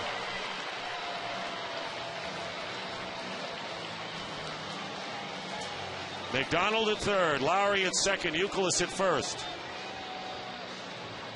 And I like this, Dick. I like the fact, no, I'm not going to send my pitching coach out there. I'm going to go out there myself.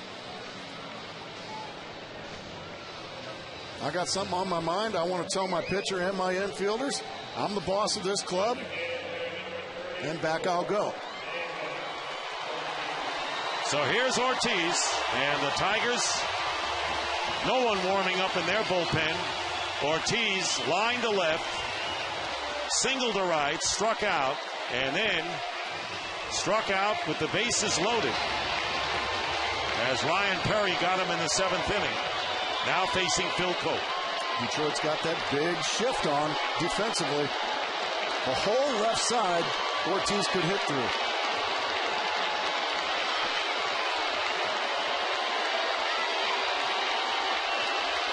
Tying runs are in scoring position.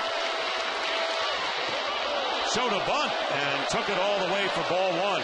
Why not? I mean, all he's got to do is get it down, and he can walk to first base with that shift on, but he takes ball one. There's Darnell McDonald, Jed Lowry, who doubled sharply off the wall, and Kevin Youkilis, who was walked intentionally. One away.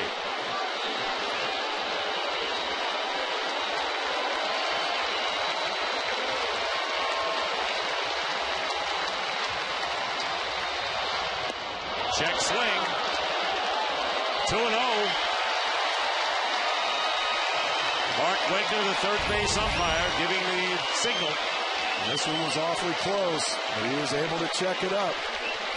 2-0. This should be a fastball right here, and it should be a strike. These pitches have been known to make a loud sound off a bat.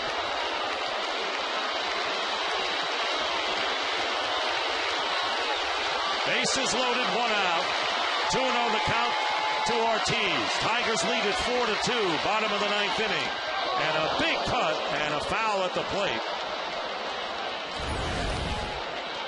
Boy, a huge cut. Right down the middle, belt high. He was just underneath it. He missed his pitch, but boy, he was right on it. And off the mask of Gerald Laird. So it's 2-1.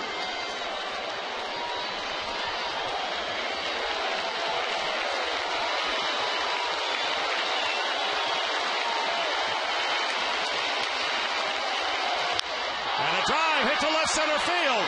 It's going to be a base hit. It'll go all the way to the wall. McDonald scores. Lowry will come in with the tying run. And the winning run coming across. Kevin Youkilis, and the Red Sox win it 5-4.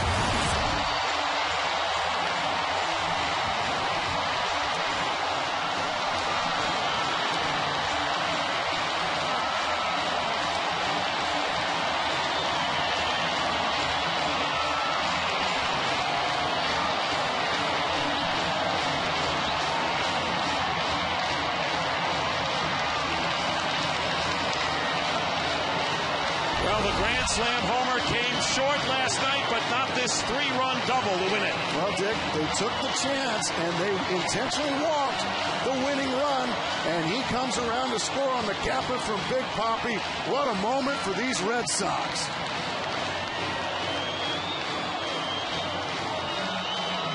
And there's the reaction of the dugout. The Red Sox win a big one, trailing 4-0 till they got 2 in the 7th. And they win it with 3 in the 9th inning. And David Ortiz's reaction, how excited he has to be. And the Red Sox win it with 3 in the 9th inning. A walk-off 3-run double by Ortiz. Red Sox 5, Tigers 4. And we'll be back to Boston after these messages from your local Fox station.